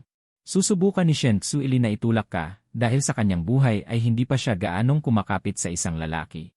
Ngunit sa susunod na segundo, bigla niyang nakita si Su Qingsui, na galit na nakatingin sa kanila. Ngumiti si Shen Tsuli, lumingon siya at itinapat ang kanyang maputing braso sa iyong leg. At pagkatapos ay sumabay siya sa iyong paggalaw, nakita ito ni Su Qingsui at nawalan siya ng kontrol, talagang nawalan siya ng kontrol. Hindi niya inakala na ikaw, ang lalaking ito, ay makikipaghiwalay sa kanya at agad na makikipag-ugnayan kay Shen Tsuli. Walang ibang salita, pumasok siya sa dance floor at itinulak si Shen Tsuli. Pagkatapos ay hinawakan niya ang iyong kamay at gusto kang hilahin palabas, ngunit inalis mo ang kanyang kamay, sa gitna ng nakakabinging musika. Inilapit mo ang iyong bibig sa tainga ni Su Qingsui at mumiti ng malamig, Su, ano ang gusto mong gawin? Malapit ang distansya ng dalawa, ang malakas na amoy ng iyong lalaki ay parang bomba na pumapalo kay Su Qingsui. Bigla siyang naguluhan, lalaki, sumama ka sa akin. May sasabihin ako sa iyo, paumanhin, hiwalay na tayo. Wala akong sasabihin sa iyo, galit na gustong sumuka si Su Qingsui, hindi ba't 7 taon kang nagmahal sa akin? Paano mo ako naging ganito kalamig pagkatapos ng diborsyo? Sumama ka sa akin, pagkatapos ng usapan ay magpapadala ako ng pera. Pinigilan ni Su Qingsui ang kanyang matinding galit, sa susunod na segundo ay lumingon ka at lumabas. Wala siyang galit sa pera, kung aalis ka, hindi na ito gagawin ni Shen Tsuli. Pinitik mo ang kanyang pisngi at mumiti, paano naman, hintayin mo ako. Babalik ako agad, itutuloy natin, nakita ito ni Su Qingsui at gusto niyang sapakin ang iyong kamay. Ang lalaking ito, kaninang tanghali ay pinitik niya ang kanyang pisngi, ngayon ay pinipitik na naman ang pisngi ni Shen Tsuli. Nakakainis talaga, bilisan mo, huwag mo akong patagalin. Ngumiti si Shen Tsuli ng malandi, paglabas ng bar, biglang naging tahimik ang mundo. Sabihin mo, ano ang gusto mong pag-usapan, walang emosyong tanong mo. Kahit hindi mo tiningnan si Su Qingsui, sa totoo lang, hindi mo maintindihan. Dahil bumalik na ang kanyang shine, bakit hindi siya kasama nito ngayon na nag-aapoy? Bakit pa siya pumunta sa'yo, hindi, para kang nakarinig ng isang malaking biro. Ngumiti ka ng malamig kay Su Qingsui, Su, sobrang dalawang mukha mo naman. Pinayagan mo ang iyong shine na hiwalayan ako, hindi mo ako papayagang makipag-ugnayan kay Shen Tsuli, napahinto si Su Qingsui sa mga salitang ito. Galit na tumadyak siya, lalaki, hinahanap ka niya para inggitin ako. Alam mo namang magkaaway kami, kung aalis ka sa kanya, handa akong magbigay ng dagdag na 10 milyon. Itinikom mo ang iyong mga braso at tumingin ng kakaiba kay Su Kingsui. Su, para kang kakaiba, hindi mo naman ako gusto.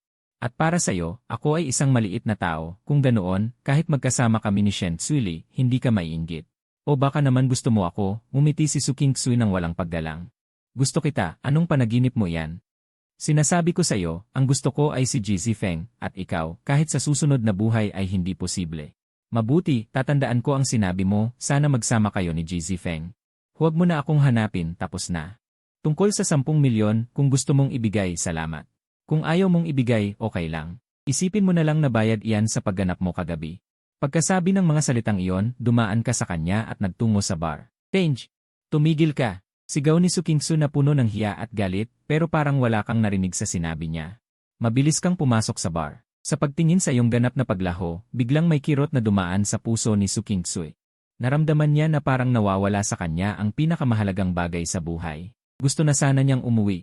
Pero sa hindi malamang dahilan, ayaw niyang umalis. Takot siya na kapag umalis siya, gagawin mo at ni Shen Tzuili ang ginawa niyo kagabi. Dahil sa galit, bumalik si Su Kingsui sa bar, pero sa pagkakataong ito, hindi kanya hinanap. Umupo siya sa isang sulok na upuan at mariing tiningnan ka at si Shen Tzuili sa di kalayuan. Babantayan ka niya. Para maiwasan na may gawing labis ang maliit na babaeng si Shen Tzuili sa'yo. Nang muli kang pumasok sa bar, nawala ang malakas na musika. Isang lalaking mukhang mamantika ang buhok ay nasa entablado, may dalang gitara at kumakanta. Nakaupo si Shen Tzuili sa loob ng upuan at umiinom. Ano, napaalis mo na? Tumango ka. Tapos umupo ka sa sofa. Anong usapan nyo? Nakangiting tanong ni Shen Tzuili. Sabi niya, nagsisisi siya at gusto niya kaming magbalikan. Sinabi ko agad na imposible. Si Shen Tzuili lang ang mahal ko sa buhay. Wow, nakakataba ng puso. Pilit na tugtog ng pagkanta ni Shen Tzuili. Napangiti ka, alam kong hindi kita madadaan sa ganyan. Sige, amin na ako. Alam niya na ginagawa mo ito para inisin siya at gusto niyang iwan kita. Para iwanan kita, handa siyang magbigay ng dagdag na 10 milyon. Inaasahan ko na. Ngumiti si Shen Tzuili at tumango, pero tumanggi ako. Totoo ba? Siyempre, kung pumayag ako, nandito pa ba ako ngayon at nakikipag-inuman sa'yo? Nga, paano ba yan? Medyo naantig na talaga ako. Mas mabuti pang kumilos kaysa madala. Tara, humanap tayo ng lugar gamit ang pananaw ng sining. Pahalagahan ang katawan ng isa't isa, ano sa tingin mo? Hoy, ang bastos mo talaga. Biro ni Shen Tzuili habang tumatawa. Salamat, hindi lang ako bastos. Matandang pervert din ako. Nanginginig sa tawa si Shen Tzuili. Talagang isang tapat na tulisan ang lalaking ito. At isa rin siyang tulisan na hindi mo kayang magalit. Tumawa si Shen Tzuili at binigyan ka ng mahinang suntok. Sa di kalayuan, nakita ito ni Su Kingsui at mahigpit na kuyom ang kanyang kamao. Halika, inom tayo. Sabay taas ng baso. Sumakit ang lalamunan mo sa alak, pero gumaan ang pakiramdam mo. Sa sandaling iyon, biglang nagsimulang sumigaw ng malakas ang lalaking may mamantikang buhok sa entablado. Bigla kang natakot. Anong klaseng pagkanta yan? Reklamo mo. Huwag kang magsalita ng kung ano, siya ang bituing mga awit ng Yanmi. Ano, naguguluhan ka, ganyan ka kumanta at ipinagmamalaki mo pang bituing mga awit. Bakit, hindi ka ba kumbinsido? Kumbinsido. Tulala kang tumango. Tahimik na tumingin si Shen Tzuili sa sulok, tapos ngumiti siya at sinabi. Paano kung ikanta kita? Marunong ka bang kumanta? Sino ang minamaliit mo? Kung magpapasikat ako, wala nang mga awit na makakapantay sa akin. Natawa ka. Sige, simulan mo na ang iyong pagtatanghal. Umakyat si Shen Tzuili sa entablado, may kaakit-akit na mukha. At sexy na katawan, agad na nakakuha ng atensyon ng marami. May ilan pang nagwisto ng bastos. Ngumiti si Shen Tzuili at may sinabi sa pangunahing mga awit at tila labis siyang natuwa. Ibinigay ang gitara kay Shen Tzuili. Umupo si Shen Tzuili sa mataas na upuan na may gitara at ngumiti sa mikropono sa harap niya. Ang kantang ito ay para kay Chen Zi sa mesa bilang 6. Gusto kong sabihin, Chen Zi, ang makilala ka ay ang pinakamalaking swerte sa buhay ko. Sana magkaroon ka ng masayang gabi. Lahat ay tumingin sa mesa bilang 6. Bawat isa ay inggit at galit na nakatingin sa'yo, pero ikaw ay naguguluhan. Ano ang nangyayari? Hindi ba umalis na si Su Kingsui? Bakit sinasabi ni Shen Tzuili ang mga bagay na ito ngayon? Baka talagang naakit siya sa aking gwapong mukha. Sa pag-iisip na yon, tumayo ka at mumiti, winawagayway ang iyong kamay sa lahat. Ako si Chen Zi. Natawa si Shen Tzuili sa iyong ginawa. Ang yabang talaga ng lalaking ito. Nakaupo sa sulok, halos pumutok na sa galit si Su Kingsui. Hindi niya inaasahan na akyat si Shen Tzuili sa entablado para kantahan ka. At hindi lang iyon. Nagpahayag pa siya ng pag-ibig sa harap ng lahat. Paano siya nangahas? Hindi ba niya alam na si Chenzi ay kanya? At ang mas nakakagalit pa, ang walang hiyang si Chenzi ay tumayo pa at umamin. Sa entablado, nagsimulang humaplos ang manipis na daliri ni Shen Sueli sa mga kwerdas ng gitara, at ang pamilyar na masayang tunog ay pumasok sa mga tainga ng lahat. Nanginginig ang buong katawan ni Su Qingsui, at lalong nangingitim ang kanyang mukha dahil narinig niya na. Ang susunod na kakantahin ni Shen Sueli ay ang awiting iyon na inawit ni Chen Zi noong 3 taon niya sa kolehiyo, sa entablado ng paaralan. Noong panahong iyon, matapos niyang awitin ang kantang iyon, sa harap ng maraming opisyal ng paaralan at maraming kilalang alumni. Siya ay nagtapat sa akin. Hindi inaasahan na alam pala ni Shen Sueli ang bagay na ito. Sa sandaling iyon, nagsimula na ring kumanta si Shen Sueli, ngunit pagkaraan ng ilang linya, ang iyong mga mata ay nanlaki na parang mga mata ng baka. Hindi talaga siyang marunong kumanta, at napakaganda pa ng tinig. Kahit na ito ay isang awiting hindi mo pa narinig, nararamdaman mong ito ay isang awit ng pag-ibig.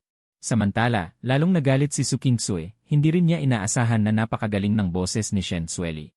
Ang pagkanta ay napakasarap pakinggan. Ang pangalan ng awit ay 3 tinig, na isinulat ng prinsipe ng awit ng pag-ibig na si Li Dingcheng para sa kanyang minamahal na asawa. Gaya ng pamagat, ang liriko ay tungkol sa isang kwento ng 3 buhay at 3 mundo, napakadamdamin. Sa entablado, si Shen Sueli, nakangiting parang bulaklak na nakatingin sa iyo sa ibaba, at patuloy na kumanta. Tumayo ka at binigyan si Shen Sueli ng isang flying kiss.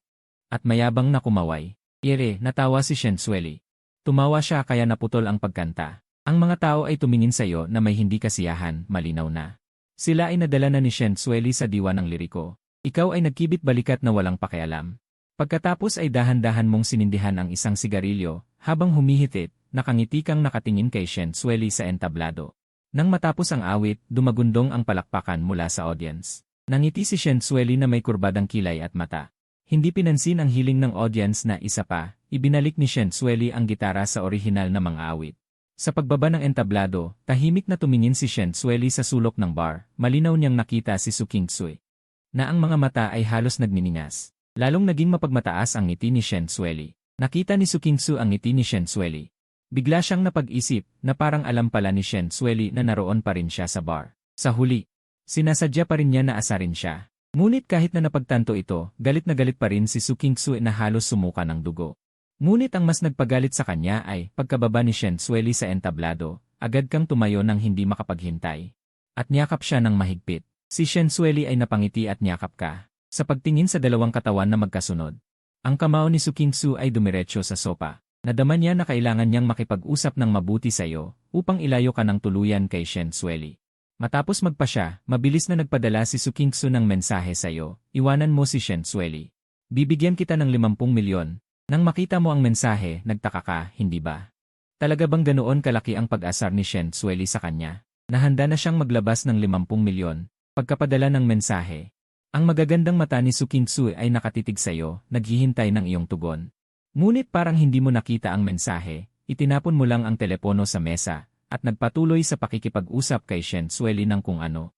Pagkatapos ay nakita na tinapik ka ni Shen Sueli ng isang mahinang suntok. Ito ay nagpagalit kay Su Qingsui na halos sumabog, hindi mo pinansin ang kanyang mensahe. Galit, hindi na sapat ang galit para ilarawan ang nararamdaman ni Su Qingsui ngayon, gusto kanyang pagpunit-punitin, ikaw na gago. Sa sandaling iyon, biglang nakita ni Su Qingsui na kayo ni Shen Sueli ay tumayo, at magkasamang naglalakad palabas na masaya. Mabilis ding tumayo si Su Qingsui at sumunod, hindi niya alam kung ano ang nangyayari sa kanya, ngunit sa sandaling iyon gusto lang niyang habulin kayo. Gusto kanyang pigilan, hindi ka papayagang sumama kay Shen Sueli. Paglabas pa lang ng bar, nakita ni Su Qingsui na sumakay kayo ni Shen Sueli sa kotse. Sa loob ng kotse, masaya kayong nag-uusap. Tatawid sana siya ng ilang hakbang para hilahin ka palabas ng kotse ni Shen Sueli, ngunit sa susunod na sandali, sumabog si Su Qingsui. Nakita niya na si Shen Sueli sa loob ng kotse ay kusang humalik sa'yo. Siyempre hindi ka humahalik kay Shen Sueli, sa totoo lang. Nagtatanong ka kay Shen Sueli kung kailan ang bayad, ngunit biglang lumapit si Shen Sueli, ang kanyang mukha ay 5 sentimetro lang ang layo mula sa iyong pisngi. Sa ganoon kalapit na distansya, ramdam mo ang init mula sa kanyang sensual na labi. Sa pagtingin sa napakaseksing pulang labi, umiti ka at nagtanong, ano, gusto mong humalik? Natawa si Shen Sueli ng malandi. Umiti siya at binigyan ka ng isang mahinang suntok. Pagkatapos ay umupo siya pabalik sa kanyang pwesto. Ngunit habang umuupo, marahang hinimas ni Shen Sueli ang kanyang pulang labi gamit ang kanyang manipis na daliri. Para bang may nahalikan siya at nasira ang kanyang lipstick. Nang makita ito, sobrang galit ni Su King-sui na halos mamuo ang kanyang dugo. Nangangagat siya ng ngipin, nakakuyom ang kamao, hindi man lang niya napansin na ang kanyang mga kuko ay tumutusok na sa kanyang laman. Labis siyang nalungkot, parang may isang taong paulit-ulit na sinaksak ang kanyang puso ng kutsilyo. Hindi alam ni Su King-sui kung bakit siya ganoon kalungkot. Ngunit siya ay nahihirapang huminga. Sa sandaling iyon, biglang lumingon si Shen Sueli kay Su King-sui. Sa pamamagitan ng bintana ng kotse, nang magtagpo ang kanilang mga mata, ngumiti si Shen Sueli ng malandi at dinilaan ang kanyang pulang labi, isang hamon.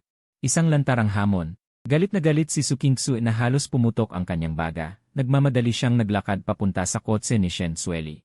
Ngunit sa sandaling iyon, may biglang sumakay sa kotse ni Shen Sueli, at mabilis na umalis ang sasakyan sa lugar.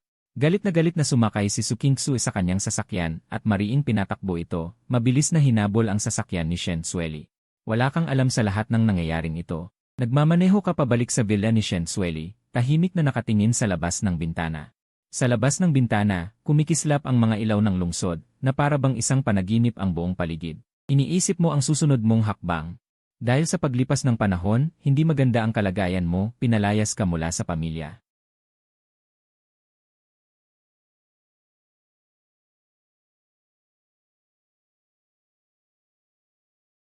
Ano ang iniisip mo? Nakangiting tanong ni Shen Sueli. Matapat mong sagot.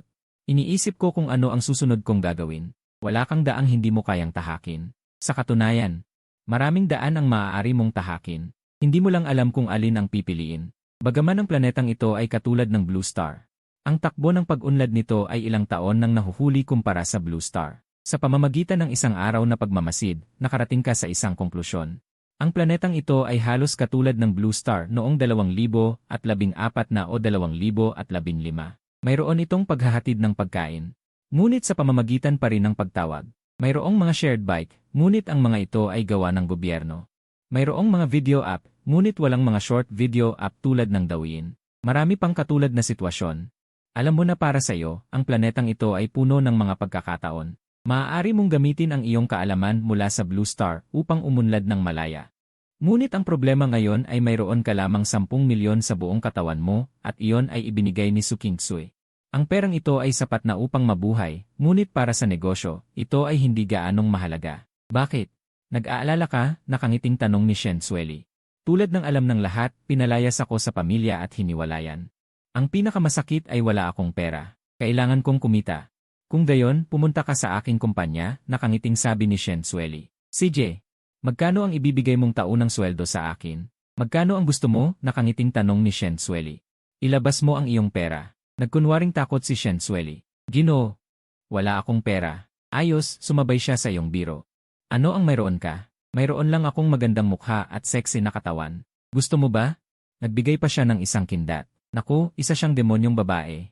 Tama na, hindi ako interesado sa iyong katawan. Iiyak. Tumawa si Shen Sueli ng malakas, nanginginig ang kanyang katawan. Pakiramdam mo ay hindi sapat ang iyong mga mata. Bakit walang pangalawang mata? Hindi nagtagal, nakauwi na kayo sa villa. Pagpasok pa lang ninyo ng villa, dumating si Su King-sui sa pintuan ng villa ni Shen Sueli. Nang makita kanyang pumasok kasama si Shen Sueli, galit na hinampas niya ang manibela ng kanyang kamao. Walang ibang salita, kinuha ni Su King-sui ang kanyang telepono at tinawagan ka. Pagpasok mo pa lang ng villa, tumunog ang iyong telepono, tawag mula kay Su King-sui. Hindi mo naisipang sagutin. Bagaman naakit ka sa katawan ni Su King-sui, naalala mo ang kanyang sinabi sa harap ng bar. Matapang na sinabi na ang gusto niya ay si Ji Zefeng, kaya ayaw mo nang magkaroon ng anumang koneksyon sa kanya. Ayaw mo ring makipag-usap sa kanya. Ngunit pagkatapos mong pag-isipan, nakatulog ka sa kanya ng 7 beses noong nakaraang gabi. Kung hindi mo sasagutin ang tawag ngayon, ito ay masyadong walang puso. Sa sandaling malapit nang maputol ang signal, sinagot mo ang tawag. Nang marinig ni Su King-sui ang iyong boses mula sa telepono, bigla siyang nakaramdam ng pagnanais na umiyak. Akala niya ay hindi mo sasagutin ang kanyang tawag. Huminga siya ng malalim at malamig na sinabi, nasa labas ako ng villa ni Shen Sueli. Lumabas ka. Hindi nararapat ang isang lalaki at isang babae na magkasama. Kung may sasabihin ka, sabihin mo na lang sa telepono. Isang lalaki at isang babae. Galit na galit si Su King-sui. Ngayon, siya at si Shen Sueli ay isang lalaki at isang babae. Noong nakaraang gabi nang matulog siya sa akin, bakit hindi niya sinabi na hindi nararapat? Tang ina, bakit hindi mo sinagot ang mensahe ko? Galit na tanong ni Su King-sui. Tinugon mo siya, bakit ko sasagutin ang mensahe mo? Hindi makapagsalita si Su Kingsue dahil sa galit. Hindi alam kung bakit, naramdaman niyang siya ay labis na naapi. May kailangan ka ba o wala? Kung wala, ibababa ko na. Iwan mo si Shen Sueli. Bibigyan kita ng 50 milyon. Pinigilan ni Su Kingsue ang kanyang galit at sinubukang magsalita ng mahinahon, hindi. Biglang sumabog si Su Kingsue. Ang ina, kahapon ay humiwalay siya sa akin para sa 1 milyon. Ngayon, binibigyan ko siya ng 50 milyon, ngunit ayaw pa rin niyang iwan si Shen Sueli. Sa isip ng tanginang ito, mas mahalaga ba si Shen Sueli kaysa sa akin? 100 milyon, galit na sabi ni Su Kingsue. Naku, naakit ka ba? 100 milyon iyon. Sa perang ito, mabilis mong mapapaunlad ang iyong negosyo. Maghahanda ka ng magsalita. Ay, naakit ka. 100 milyon iyon. Sa perang ito, mabilis kong mapapalawak ang aking negosyo. Sasabihin mo sana. Umupo si Shen Sueli sa tabi at biglang lumapit, sadyang gumamit ng napakapilyong boses na nagsabing, Kuya, 702, wag ka nang magtelepono habang naliligo, di ba? At walang sabi-sabi na kinuha ang iyong telepono at agad itong pinatay. Wag kang tumawag habang naliligo. Sabi niya at kinuha ang iyong telepono nang walang paliwanag at mabilis na pinatay. Natigilan ba si Su Kingsue? Hindi niya inakalang ikaw at si Shen Sueli ay nasa puntong magkasamang naliligo na. Nanginginig siya sa galit kahit ang paghinga ay naging mahirap at hindi pantay. Hindi makapaniwala, muli kanyang tinawagan, 705, ngunit sa pagkakataong ito, direktang pinatay ang tawag. Umiyak si Su Kingsue. Ngunit sa pagkakataong ito, direktang pinatay ang tawag. Umiyak si Su Kingsue. Napaiyak siya sa galit, ayaw niyang umiyak, ngunit ang puso niya ay talagang nasasaktan. 707 parang may kumakaladkad at pumipiga sa puso niya. Sumubsob si Su Kingsue sa manibela at humagulgol, habang umiiyak ay sumigaw. 708, Chenzi, ikaw na walang hiya. Anong karapatan mong maligo kasama siya? Parang sinaksak ng kutsilyo ang sakit. Sumandal si Su Kingsue sa manibela at umiyak ng malakas, habang umiiyak ay sumigaw. Chenzi, ikaw ay walang hiya, bakit ka naliligo kasama siya? Pagkatapos ng ilang sandali, nagmaneho si Su Kingsue pauwi sa villa. Pagpasok pa lang niya, 710 dumating ang matinding pakiramdam ng kalungkutan. Dati, kahit gaano siya kagabi umuwi, lagi kang naghihintay sa kanya sa sala. 711 masigasig mong kukunin ang kanyang bag, aalisin ang kanyang sapatos, at isusuot ang komportableng tsinelas. 712 kung minsan ay sobrang pagod siya, mamamasahe ka pa ng kanyang balikat. Ngunit ngayon, 713 buong villa ay madilim. Ang pakiramdam ng kalungkutan ay lalong nagpahirap sa kanya. Binuksan niya ang ilaw, 714 na naupo sa sopa ng ilang sandali, at biglang nagnais uminom ng alak. Karaniwan, halos hindi siya umiinom, 715 dati, kapag masaya siya, umiinom siya ng kaunti kasama ka sa bahay. Pero ngayon, 716 na talagang gusto niyang uminom, gusto pa niyang malasing. Gusto niyang gamitin ang alak para manhid ang kanyang nerbiyos, 717, lalo na'y gusto niyang pansamantalang makalimutan na hiwalay na kayo, at ang katotohanan na ikaw at si Shen Sueli ay naglalap. Dumating ang pakiramdam ng kalungkutan. Dati, kahit gaano siya kagabi umuwi, lagi kang naghihintay sa kanya sa sala. Masigasig mong kukunin ang kanyang bag, aalisin ang kanyang takong, at isusuot ang komportableng tsinelas. Kung minsan ay sobrang pagod siya, mamamasahe mo ang kanyang balikat. Ngunit ngayon, ang buong villa ay madilim. Lalo siyang nalungkot sa pakiramdam ng kalungkutan. Binuksan niya ang ilaw. Umupo siya sa sofa saglit, biglang nais uminom ng alak. Karaniwan ay hindi siya masyadong umiinom. Dati, kapag masaya siya, umiinom siya ng kaunting kasama mo sa bahay. Ngunit ngayon, gusto niyang uminom, gusto pa nga niyang malasing. Nais niyang manhid ang kanyang nerbiyos sa alak. Gusto niyang pansamantalang kalimutan ang katotohanan na hiwalay na kayo at ang katotohanan na mainit ang relasyon mo kay Shen Sueli. Kumuha siya ng red wine mula sa wine cabinet at walang malay ay kumuha ng 2 baso. Ngunit nang buksan niya ang bote, 719, lalo siyang nalungkot. Dahil dati ang mga ganitong mabibigat na gawain ay ginagawa mo, lagi mong inaasikaso ang lahat para sa kanya. 720 matagal siyang nagpakahirap, hindi lamang hindi nabuksan ang bote, kundi nasugatan pa ng tuol sa pagbubukas ang kanyang daliri. Bumagsak si Su Kingsue, 721 yumuko siya at umiyak ng malakas. Bakit mo pinatay ang tawag ko, malungkot mong tanong. Lalong nalungkot si Su Kingsue, dahil dati ikaw ang gumagawa ng mga mahihirap na trabaho, ikaw ang nag-asikaso ng lahat para sa kanya. Matagal na sinusubukan, hindi man lang nabuksan ang takip ng bote, at nasugatan pa ang kanyang daliri sa pambukas ng alak. Nabulok si Su Kingsue. Yumuko siya sa lupa at umiyak ng malakas. Bakit mo pinatay ang tawag ko? Malungkot mong tanong. 1 bilyon ang nawala, sabi mo, na puno ng sakit ng loob. Sa paningin mo, 723, hindi pera ang nawala, kundi ang iyong magarang karera. Ano, 724, gusto mo ba talagang iwan ako para sa 1 bilyon? 1 bilyon yon, masakit mong sabi. Hindi pera ang lumipad, kundi ang iyong makinang na karera. Paano? Gusto mo ba talaga akong iwan para sa 100 milyon? 100 milyon iyon, malungkot mong sabi. Medyo sumama ang loob ni Shensueli. Pero pumayag ka na sa akin. Pasensya na, 726, wala akong moralidad, walang hangganan, sabi mo. Wala akong moralidad, walang hangganan, sabi mo. Tumawa ng malakas si Shensueli. Noong una, nang gusto mo siyang iwan para sa 1 bilyon, medyo sumama ang loob niya, 728, dahil pumayag ka naman na tumulong sa kanya sa pag-arte. Pero ngayon, sa sinabi mong wala akong moralidad, walang hangganan, bigla siyang natawa. 729, hindi na siya nagalit, sa halip ay naisip niya na medyo kaibig-ibig ka. Umiti si Shensueli, 730, pera, kaya ko ring ibigay sa'yo. Ganito, pagkatapos ng lahat, 731, bibigyan kita ng 2 bilyon. Seryoso ka ba? Siyempre, 732 seryoso ako. Sinong hindi marunong gumawa ng kwento? Ganito, 733, bayaran mo muna ako ng kalahating down payment. Sige, bukas ng umaga, pupunta ako sa bangko at i-transfer sa'yo.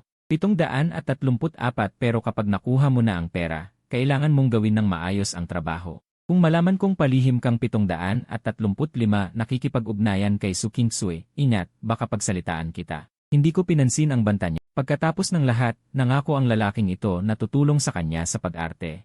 Ngunit ngayon ang iyong sinabing wala akong moralidad, walang hangganan ay bigla siyang napatawa. Hindi lamang siya tumigil sa pagkagalit, kundi naisip pa niya na medyo cute ka. Ngumiti si Shensueli at sinabi, bibigyan din kita ng pera. Paano ito, pagkatapos ng lahat, bibigyan kita ng 200 milyon. Seryoso ka? Siyempre. Seryoso ako. Sino bang hindi marunong mangako? Kaya, bayaran mo muna ako ng kalahati ng deposito. Sige, bukas ng umaga pupunta ako sa bangko para ilipat sa'yo. Pero kapag nakuha mo na ang pera ko, kailangan mong gampanan ng maayos ang trabaho. Kung malaman kong, kinontak mo pa rin si Su Kingsu sa likuran ko, ingatan mo ang sarili mo. Hindi ko pinansin ang banta niya. Hindi lang pinansin, kundi hinawakan mo pa ang mukha ni Shensueli na parang soro ng walang hiya. 737, huwag kang mag-alala. Kahit wala akong moralidad at walang hangganan, gusto ko pa rin namang matulog sa'yo. Huwag kang mag-alala, kahit wala akong moral o prinsipyo, gusto pa rin kitang matulog. Namula si Shensueli. Grabe ang tapang ng taong ito. Hindi lang bastos magsalita, 730, kundi may lakas pa ng loob na humawak sa kanya. Akala ni Shensueli ay magagalit siya, pero sa huli, 740 medyo nasiyahan siya sa pakiramdam na hinahawakan mo ang kanyang pisngi. Nang sumagi ito sa isip niya, nagulat si Shensueli, 741, may kakaiba ba akong katangian? Shensueli, namula ka. Naglakas loob pa siyang galawin ako. Akala ni Shensueli na magagalit siya, pero hindi niya inaasahan na nasasarapan pala siya sa pagpisil mo sa kanyang pisngi. Nang pumasok ang ideyang ito sa isip niya, nagulat si Shensueli. Meron ba akong kakaibang katangian? Shensueli, nahihiya ka pala.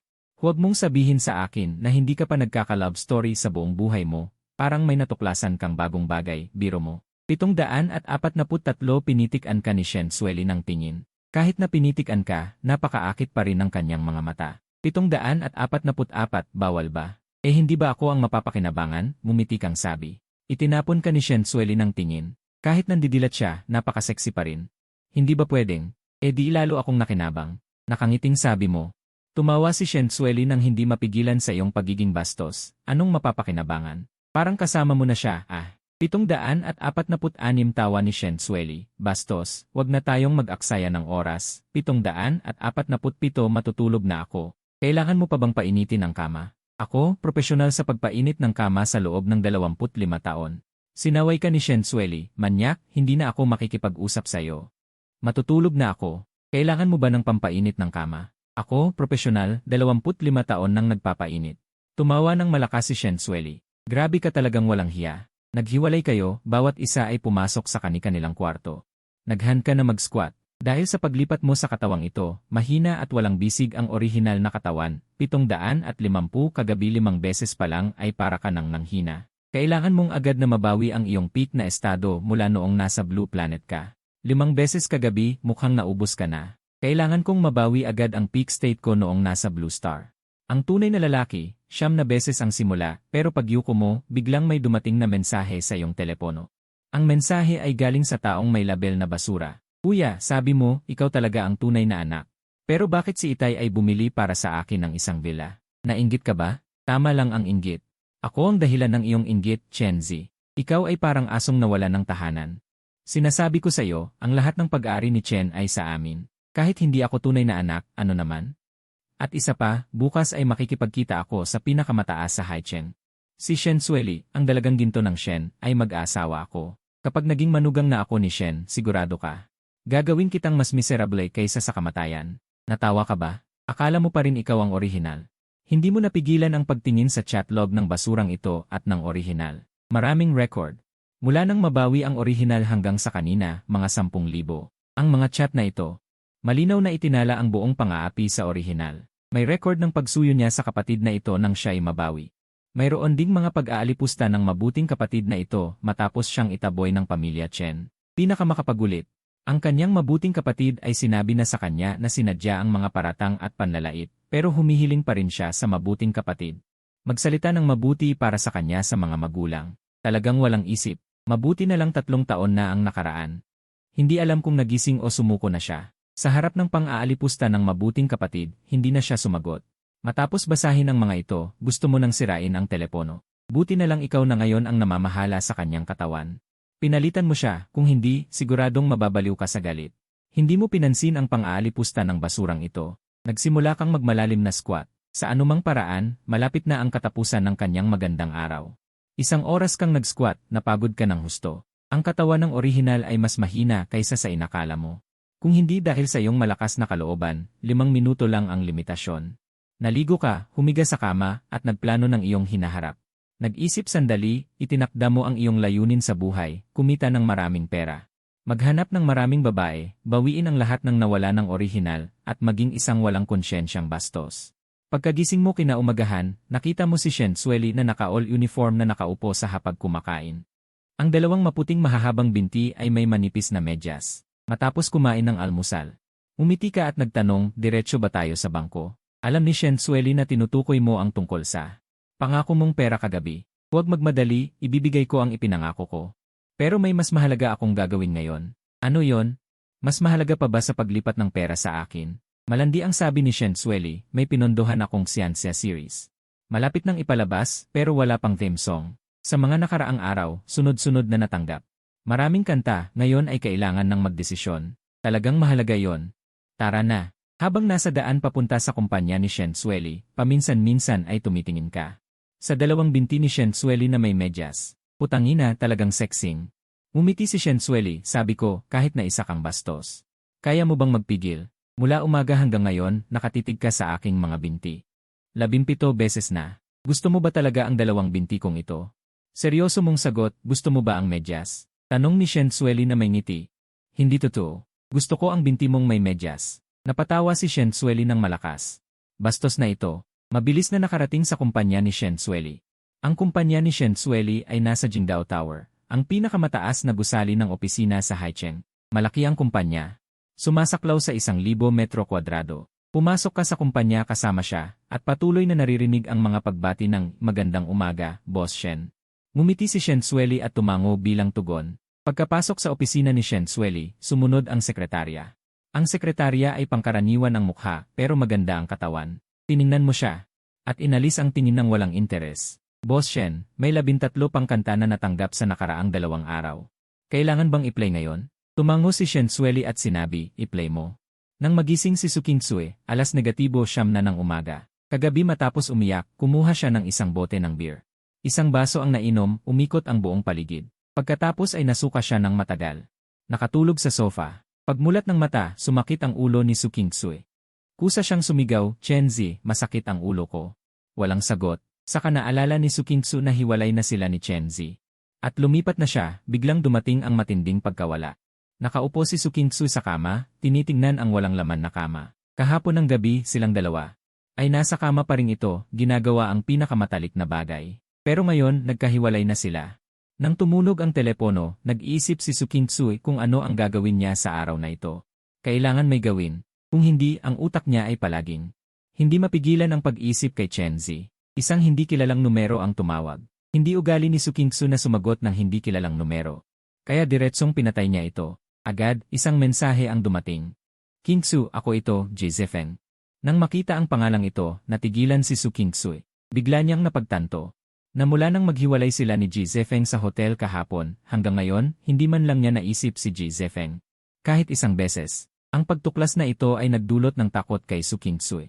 Ano bang nangyayari sa akin? Mahal na mahal ko si Ji Zefeng at 5 taon ko siyang minahal. Ngayon ay bumalik na siya. Kung tumango lang ako, sasamahan niya ako. Pero sa ganitong katagal na panahon, hindi ko siya naisip kahit isang beses. Sa halip, puno ng Chenzi ang isip ko. Isang nakakatakot na ideya ang pumasok. Sa isip ni Su Kingsu, baka nahuhulog na ako kay Chenzi. Ang paglitaw ng ideyang ito ay labis na nagulat kay Su Kingsu. Ipinilig niya ang ulo at sinabi, hindi maaari. Paano ko magugustuhan ang taong iyon? Ang gusto ko ay si Ji Zefeng. Ang gusto ko ay si Ji Zefeng. Nagagalit lang ako dahil ang taong iyon ay kasama si Shen Sueli. Sa sandaling iyon, tumunog muli ang telepono. Tawag pa rin ito mula kay Ji Zefeng. Mabilis na sinagot ni Su Kingsu ang tawag. Zefeng, pasensya. Akala ko estranghero, mahinahong sabi ni Su Kingsu. Tumawa ang nasa kabilang linya na si Ji Zefeng. Ganoon ba? Gumising ka na ba? Gising na ako. Nakakuha ka na ba ng bagong numero? Lumabas lang ako kanina para ayusin. Ngayon, susunduin kita. Hindi na. Hintayin mo na lang ako sa hotel. Sa di malamang dahilan, ayaw ni Su Kingsu na malaman ni Ji Zefeng kung saan siya nakatira at lalong ayaw niyang pumunta ito sa kanyang bahay. CJ, hintayin kita. Sumagot si Su Kingsu at pinatay nila ang tawag. Makalipas ang mahigit kalahating oras, dumating si Su Kingsu sa hotel. Si Ji Zefeng ay nasa lobby ng hotel. Naghihintay kay Su Kingsu. Nang halos mabaliw na siya sa paghihintay, dumating si Su Kingsu. Si Su Kingsu ay nakasuot ng itim na damit na nagbibigay sa kanya ng isang mahangin at maladyosang pakiramdam. Kahit na ang kanyang kasuotan ay napakasimple, ay nagbigay pa rin ito ng liwanag sa mga mata ni Ji Zefeng. Sa totoo lang, pinagsisihan muli ni Ji Zefeng na noong kolehiyo. Hindi niya pinili si Su Kingsu. Malinaw na sa lahat ng aspeto, mas maganda siya kaysa sa kanyang dating kasintahan. At higit sa lahat, noong panahong iyon, gustong-gusto siya ni Su Kingsu. Kung pinili niya ito, hindi siya magiging ganito.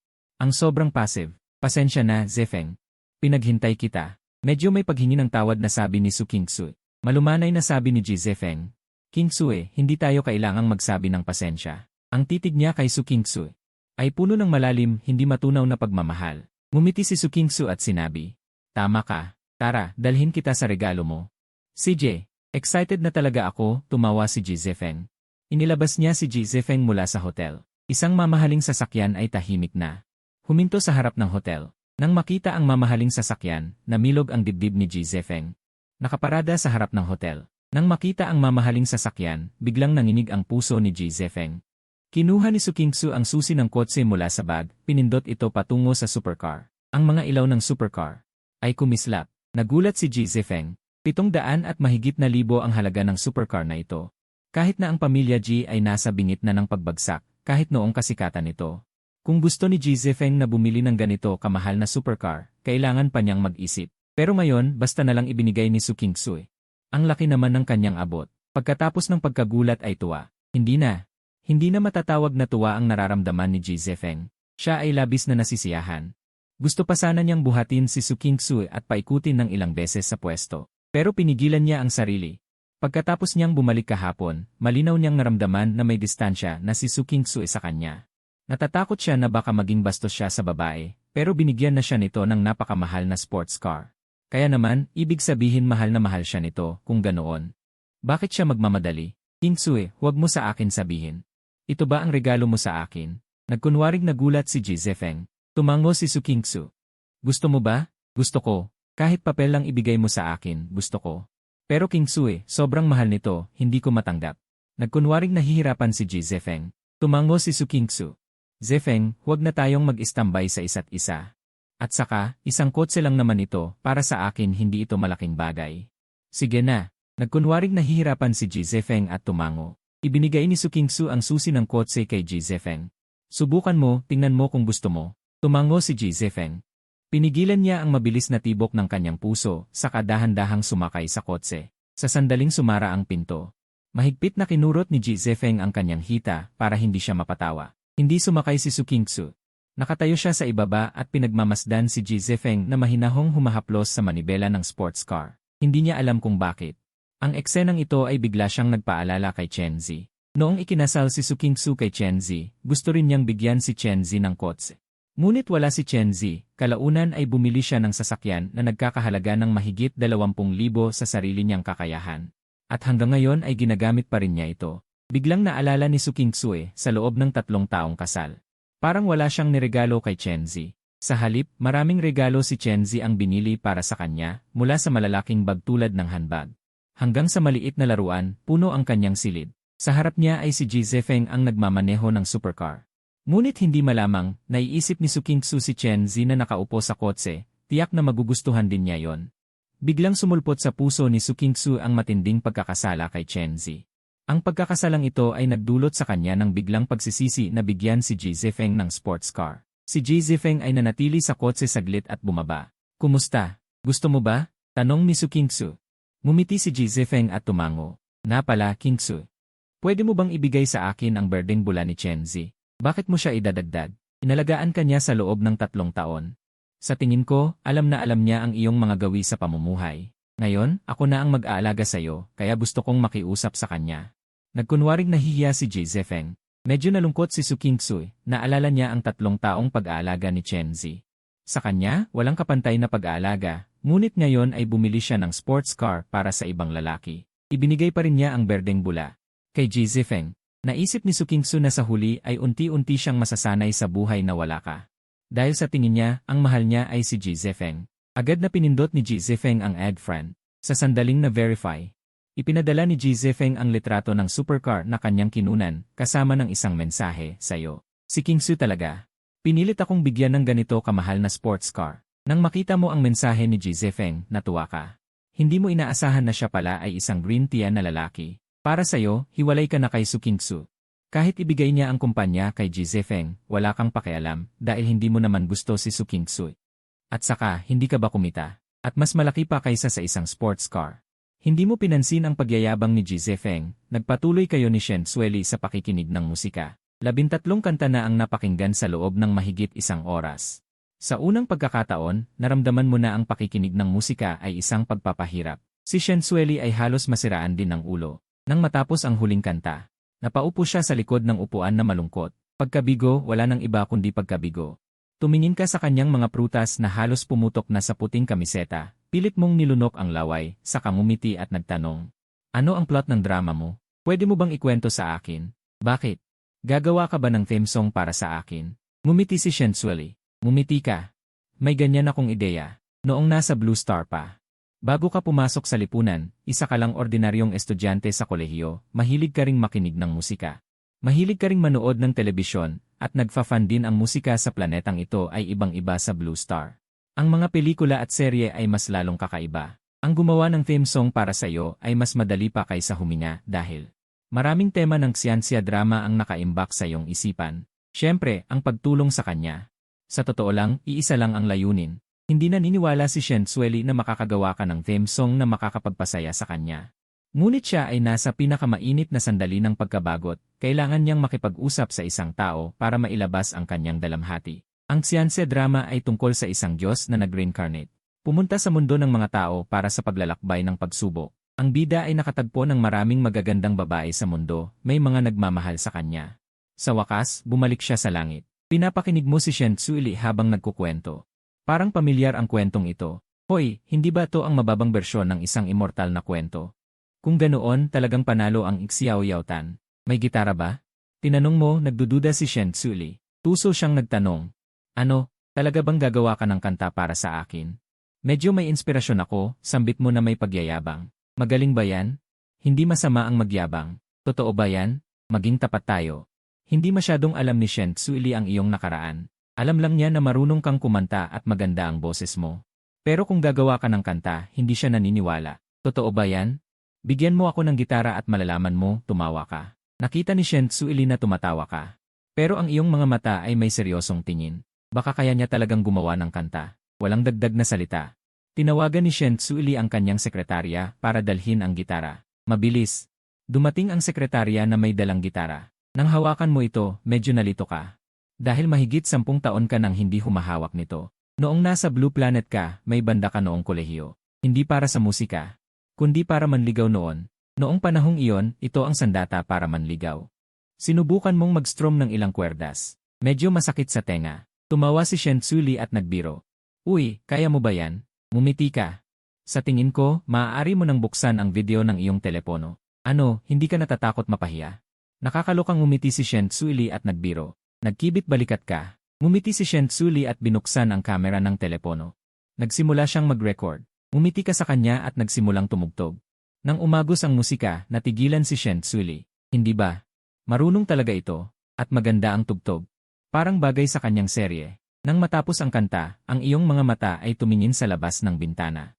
Iniisip mo ang babaeng nagtaksil sa'yo. Kung sa dilim ng gabi, may pagsisisi ba siya kahit kaunti. Pero naisip mo na hindi na mahalaga ang lahat. Ang mahalaga, matagumpay niyang pinatay ang iyong tiwala sa mga babae. Kaya pagkatapos muling mabuhay, gusto mo na lang maging isang walang konsensyang tao. Medyo naiiyak si Shen Tsuli. Hindi niya alam kung bakit may ganito siyang nararamdaman. Nakikinig lang siya ng magandang kanta. Pero narinig niya sa iyong awit ang pagkabigo sa buhay, ang pagkabigo sa tadhana.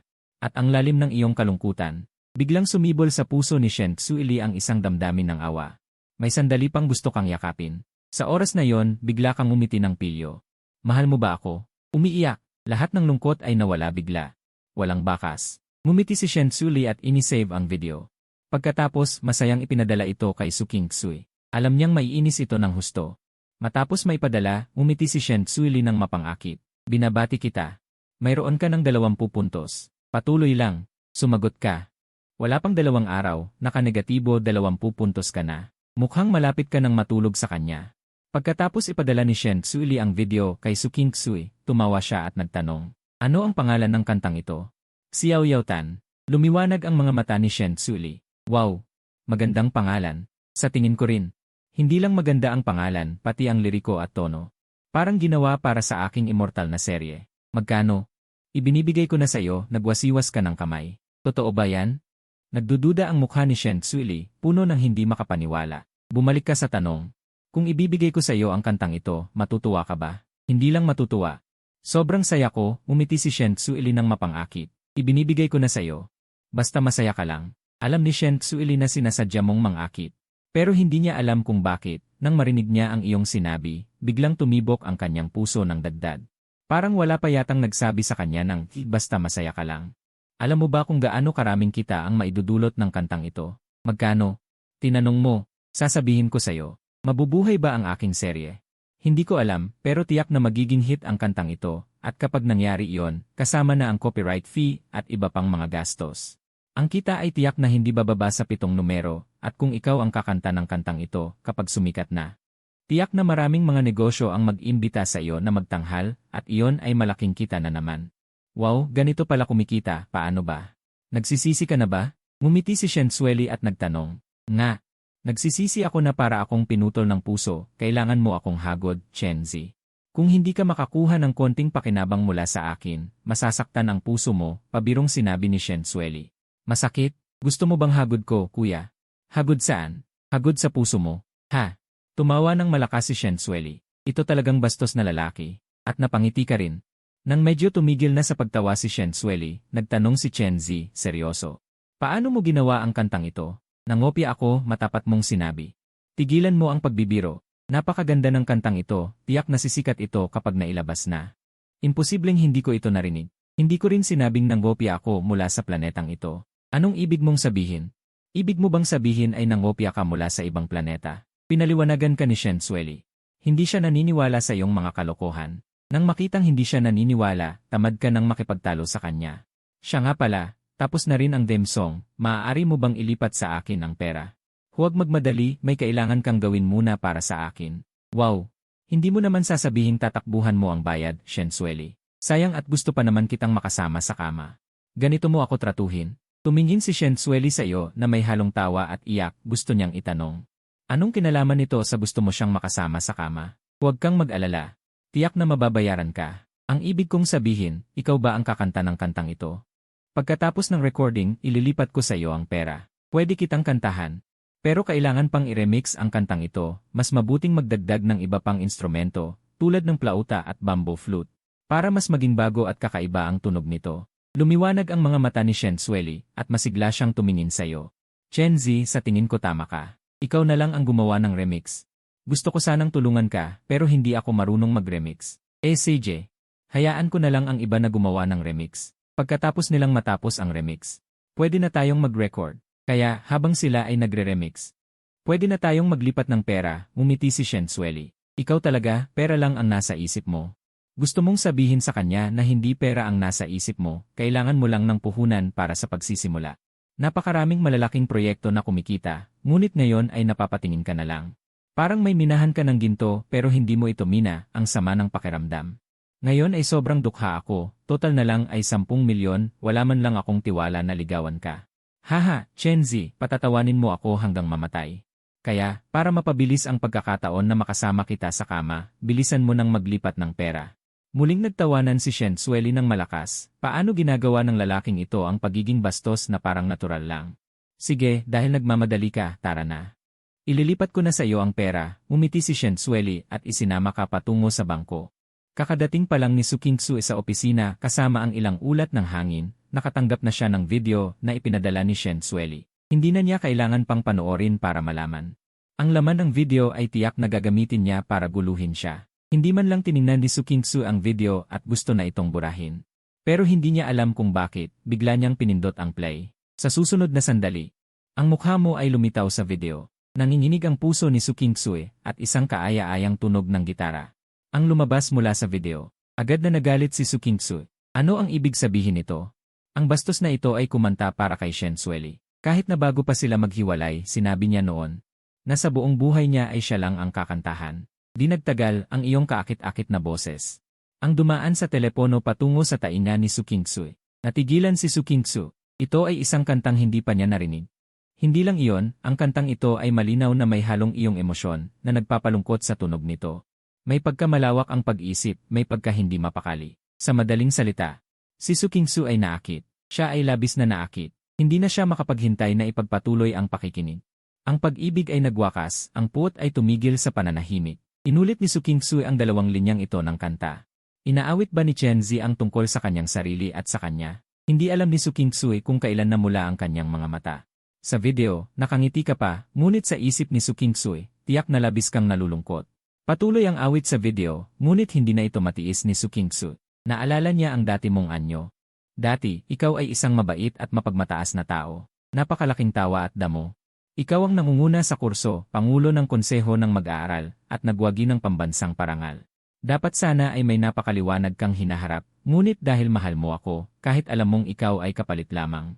Sumama ka pa rin sa akin nang walang pag-aalinlangan sa kasal na naging libingan ng pag-ibig. 3 taon kaming kasal. Inilatag mo ang lahat ng iyong talino, kusang loob na naging isang may bahay, para lang alagaan ako. Ngunit sa huli, ikaw ay iniwan. Kapag naalala ko ito, bigla na lang sumakit ng husto ang puso ni Su Qingsu. Ngunit 10,000, 10,000, ikaw na ang 7 na ito sa bilang. Binilang mo ang balanse ng iyong bangko. Sa bawat pagbilang, lalo pang tumataas ang ngiti sa iyong mukha. Mukha kang isang taong hindi pa nakakita ng mundo. Ngunit totoo lang, hindi ka naman talaga walang alam. Noong nasa tugatog ka ng Blue Star sa iyong bangko, mayroon kang mahigit 70 bilyon. Ang saya mo ay dahil sa iyong karera. Sa wakas, makakapagsimula ka na. Sa wakas, makakapagpalawak ka na ng iyong kakayahan. Sa wakas, may pagkakataon ka na. Ganap mong mapamahalaan ang iyong buhay. Sabi ko, 1 bilyon lang iyon, tignan mo ang saya mo. Pakinggan mo, Shensueli, tao ba ang sinasabi mo? Ano ang ibig sabihin ng 1 bilyon lang? Alam mo ba kung gaano kalaki ang kapangyarihan ng 1 bilyon? Gaano kalaki? Ito ay magbibigay daan sa akin na matulog kasama ka ng 9 na beses sa isang gabi nang hindi napapagod. Napalakas ng tawa si Shensueli. Ang loko-loko mo talaga. Ninisyan mo siya. Biro lang, 5 na ang aking limitasyon. Parang ikaw ay eksperto. Sino ang nakakaalam? Ninisyan mo at sinabi. Habang ginagawa ito sa iyong isipan, hindi sinasadyang lumitaw ang eksena noong nakaraang gabi. Isang napakaseksing eksena. Ngayong naaalala mo, parang may asim sa puso mo. Talagang gusto mo ang katawan ni Su Qingsu. Lalo na ang kanyang 2 mapuputing mahabang binti. Kapag nagsuot siya ng medyas. Nakakabaliw iyon. Bakit hindi ako nakapag-time travel ng mas maaga? Kung mas maaga akong nakapag-time travel, matagal ko na sanang napakumbinsi si Su Qingsu. Wala nang pagkakataon para hiwalayan niya ako. Nakita ni Shensueli na nakangiti ka ng tuwa, kaya nagtanong siya. Nasubukan mo na? Hulaan mo. Nakipagtalik ka kay Su Kingsu. Ang bilog na mga mata ni Shensueli ay bumukas na parang tanso. Hulaan mo ulit. Nang marinig ito, napabuntong hininga si Shensueli ng may kaluwagan. Hulaan ang ulo mo. Oras na ng tanghalian. Libre mo akong kumain. Hindi. Ano, ayaw mo na ng natitirang bayad. Huwag kang magbiro. Biro lang, hindi lang pagkain ang libre ko sa'yo, pati iba. Nagtanong si Shensueli ng may interes. Bukod sa pagkain, ano pa ang libre mo sa akin? Marami. Halimbawa, ang magpaloko. Ang magpabigla. Ninisyan mo siya. Alam ko ang magpaloko. Ano naman ang magpabigla? Hindi mo ipinaliwanag, ngunit ang iyong tingin ay nanlilisik kay Shensueli. Nagduda si Shensueli. Ang idiomang ito ay umikot sa kanyang isipan sandali. Bigla na lang naunawaan ni Shensueli. Ang kanyang maputing mukha ay biglang namula ng kaakit-akit. Ang loko-loko, napakabastos. Nakita mo ang reaksyon niya, alam mong naunawaan niya. Inaasahan mong sasagot siya ng matapang, ngunit sa halip, si Shensueli na nahiya. Biglang ngumiti ng may alindog. Sige, kung mapapaibig mo ako. Kakain ako. Nalibang ka. Dapat sabihin, marunong siyang mangakit. Ang tanghalian ay sayiping siyan.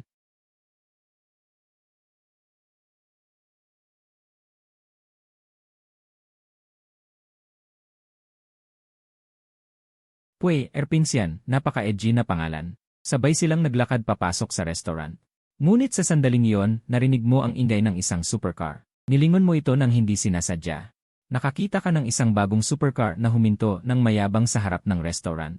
Sa likod ng sports car ay may isa pang mamahaling sasakyan. Ito ay sina Su Kingsu at Ji Zefeng. Si Su Kingsu na taga-sipsip ay napakabait sa kanyang puting liwanag ng buwan. Biglang umiti si Shensueli ng mapangakit at nagtanong, alam mo bang ito ang sports car na ibinigay ni Su Kingsu kay Chen Zefeng? Ngumiti si Shensueli, syempre alam ko, itong kotse na ito ni Su Kingsu ay in-order mula noong kalahating buwan. Kaya naiinggit ka, tumango ka. Naiinggit ako, sobrang naiinggit ako kay Chen Zefeng, naiinggit ako sa kabutihan ni Su Kingsu sa kanya. Nagpatuloy si Shensueli, naiinggit ka sa kabutihan ni Su Kingsu. Kung may taong magiging ganito kabait sa akin, tiyak na maaantig ako at ibibigay ko ang aking sarili. Sabi mo habang tumitingin kay Shensueli. Sa tingin mo ba ay sapat na ang iyong pahiwatig, kaya tiyak na maaantig si Shensueli. Tumawa si Shensueli ng malakas, bastos, tama na muna. Aasarin ko ang itim na liwanag ng buwan ni Su Kingsu. Bakit, gusto mong akitin si Chen Zefeng? Para magselos at magalit si Su Kingsu. Huwag kang magbiro, hindi naman ganun kababa ang aking panlasa. Binigyan ka ni Shensueli ng mapangakit na tingin at sinabi. Pagkatapos, ngumiti si Shensueli na parang bulaklak at sinabi kay Chen Zefeng. Chen Zefeng, nagkita na naman tayo. Nang makita si Shensueli, lalo na nang marinig siyang kusang bumati sa kanya, sobrang tuwa ni Chen Zefeng sa puso. Lalo siyang naniwala na talagang may gusto si Shensueli sa kanya, kung hindi. Hindi siya kusang babati sa kanya at ang kanyang ngiti ay napaka-sexy pa. Ngumiti si Chen Zefeng at kumaway kay Shensueli, pagkatapos ay napunta ang kanyang tingin. Sayo, nang makita kang nakatingin sa kanyang sports car, lalong sumaya si Chen Zefeng. Chen Zi, mainggit ka, gusto kong mainggit ka. Nang makita ka ni Su Kingsu, bahagya siyang natigilan. Hindi niya inaasahan na makikita ka rito. Naisip niya ang kantang tinugtog mo gamit ang gitara, at pagkatapos, nagsimulang sumakit ang puso ni Su Kingsu. Inaasahan niyang titingnan mo siya, ngunit hindi mo man lang siya tiningnan. Sa oras na yon, nakatingin ka sa sports car na ibinigay mo kay Chen Zefeng. Hindi alam kung bakit, biglang nakaramdam ng konsensya si Su Kingsu. Su Kingsu, maganda ba ang kanta ni Chen Zi? Sa totoo lang, iyon ay espesyal niyang ginawa para sa akin. Ngumiti si Shensueli at sinabi. Nanginig ang puso ni Su Kingsu. Ano, ang kantang iyon ay espesyal na ginawa ni Chen Zi para kay Shensueli. Bigla siyang nagalit. Galit siyang tumingin sa iyo na may hinanakit. Ang bastardong ito ay hindi man lang gumawa ng kanta para sa akin. Anong kanta? Nagtanong si Chen Zi nang may pag-usisa. Ngumiti si Shensueli at sinabi, hindi ko sasabihin sa iyo. Ang mapangakit na tingin, ang malambing na ngiti, ay nagpaingay sa puso ni Chen Zi. Talagang naramdaman niya na si Shensueli ay umaakit sa kanya. Kung wala si Su Kingsu, gusto ni Chen Zi na asarin siya.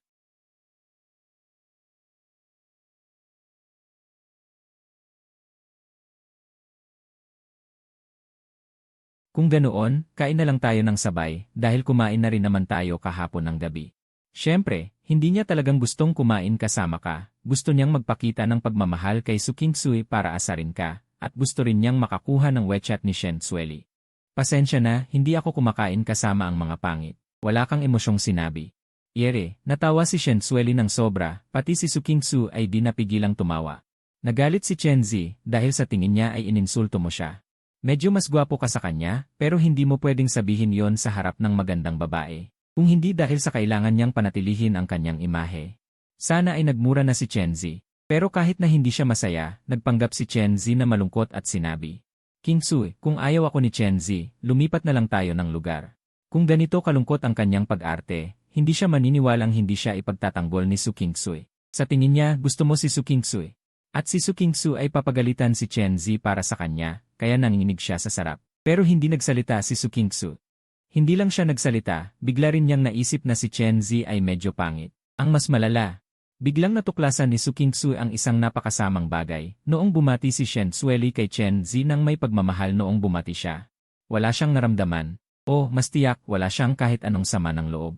Pero nang tumayo si Chen Zi kasama si Shen Sueli, kahit wala silang ginagawa, galit na galit siya. Hindi naman siguro ako umiibig sa bastardong si Chen Zi. Hindi, impossible.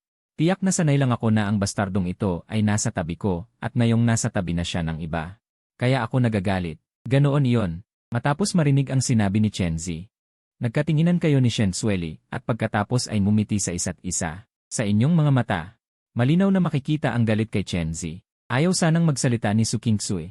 Pero nang makita ang pagiging malapit niyo ni Shen Sueli, bigla siyang nagalit. Sa edad na 25, nagja-judge ka pa rin sa itsura. Wala kang kahit anong pag-unlad, Chen Zi, at saka. Sa isip ko, si Shen Sueli ay mas gwapo sa'yo ng 100 beses, galit na sabi ni Su Qingsu. Natawa ka, gwapo siya. Sobrang gwapo, kayo ang pinaka-nakakatawa, tama ba? Biglang nagalit si Su Qingsu na parang gusto nang sumuka. Ang gago na ito, hindi ba gusto niya ako? Ngayong sinasabi ko ito, wala siyang nararamdamang sakit. Imposible, tiyak na nagpapanggap lang siya, nagalak si Shen Sueli sa kaloob-looban. Natuwa siya, sobra, gusto na niyang tumawa ng malakas. Alam niya na si Su Qingsu na sunod-sunuran ay kakampi sa kanya, ngunit napigilan niya. Dahil kailangan niyang panatilihin ang kanyang persona. Tinitigan ka ni Su Qingsu ng ilang sandali, nakita mong normal lang ang iyong mukha. Sumikip ang dibdib ni Su Qingsu, hindi napigilan ang pagkabahala, hindi kaya na hindi ako gusto ng gago na ito.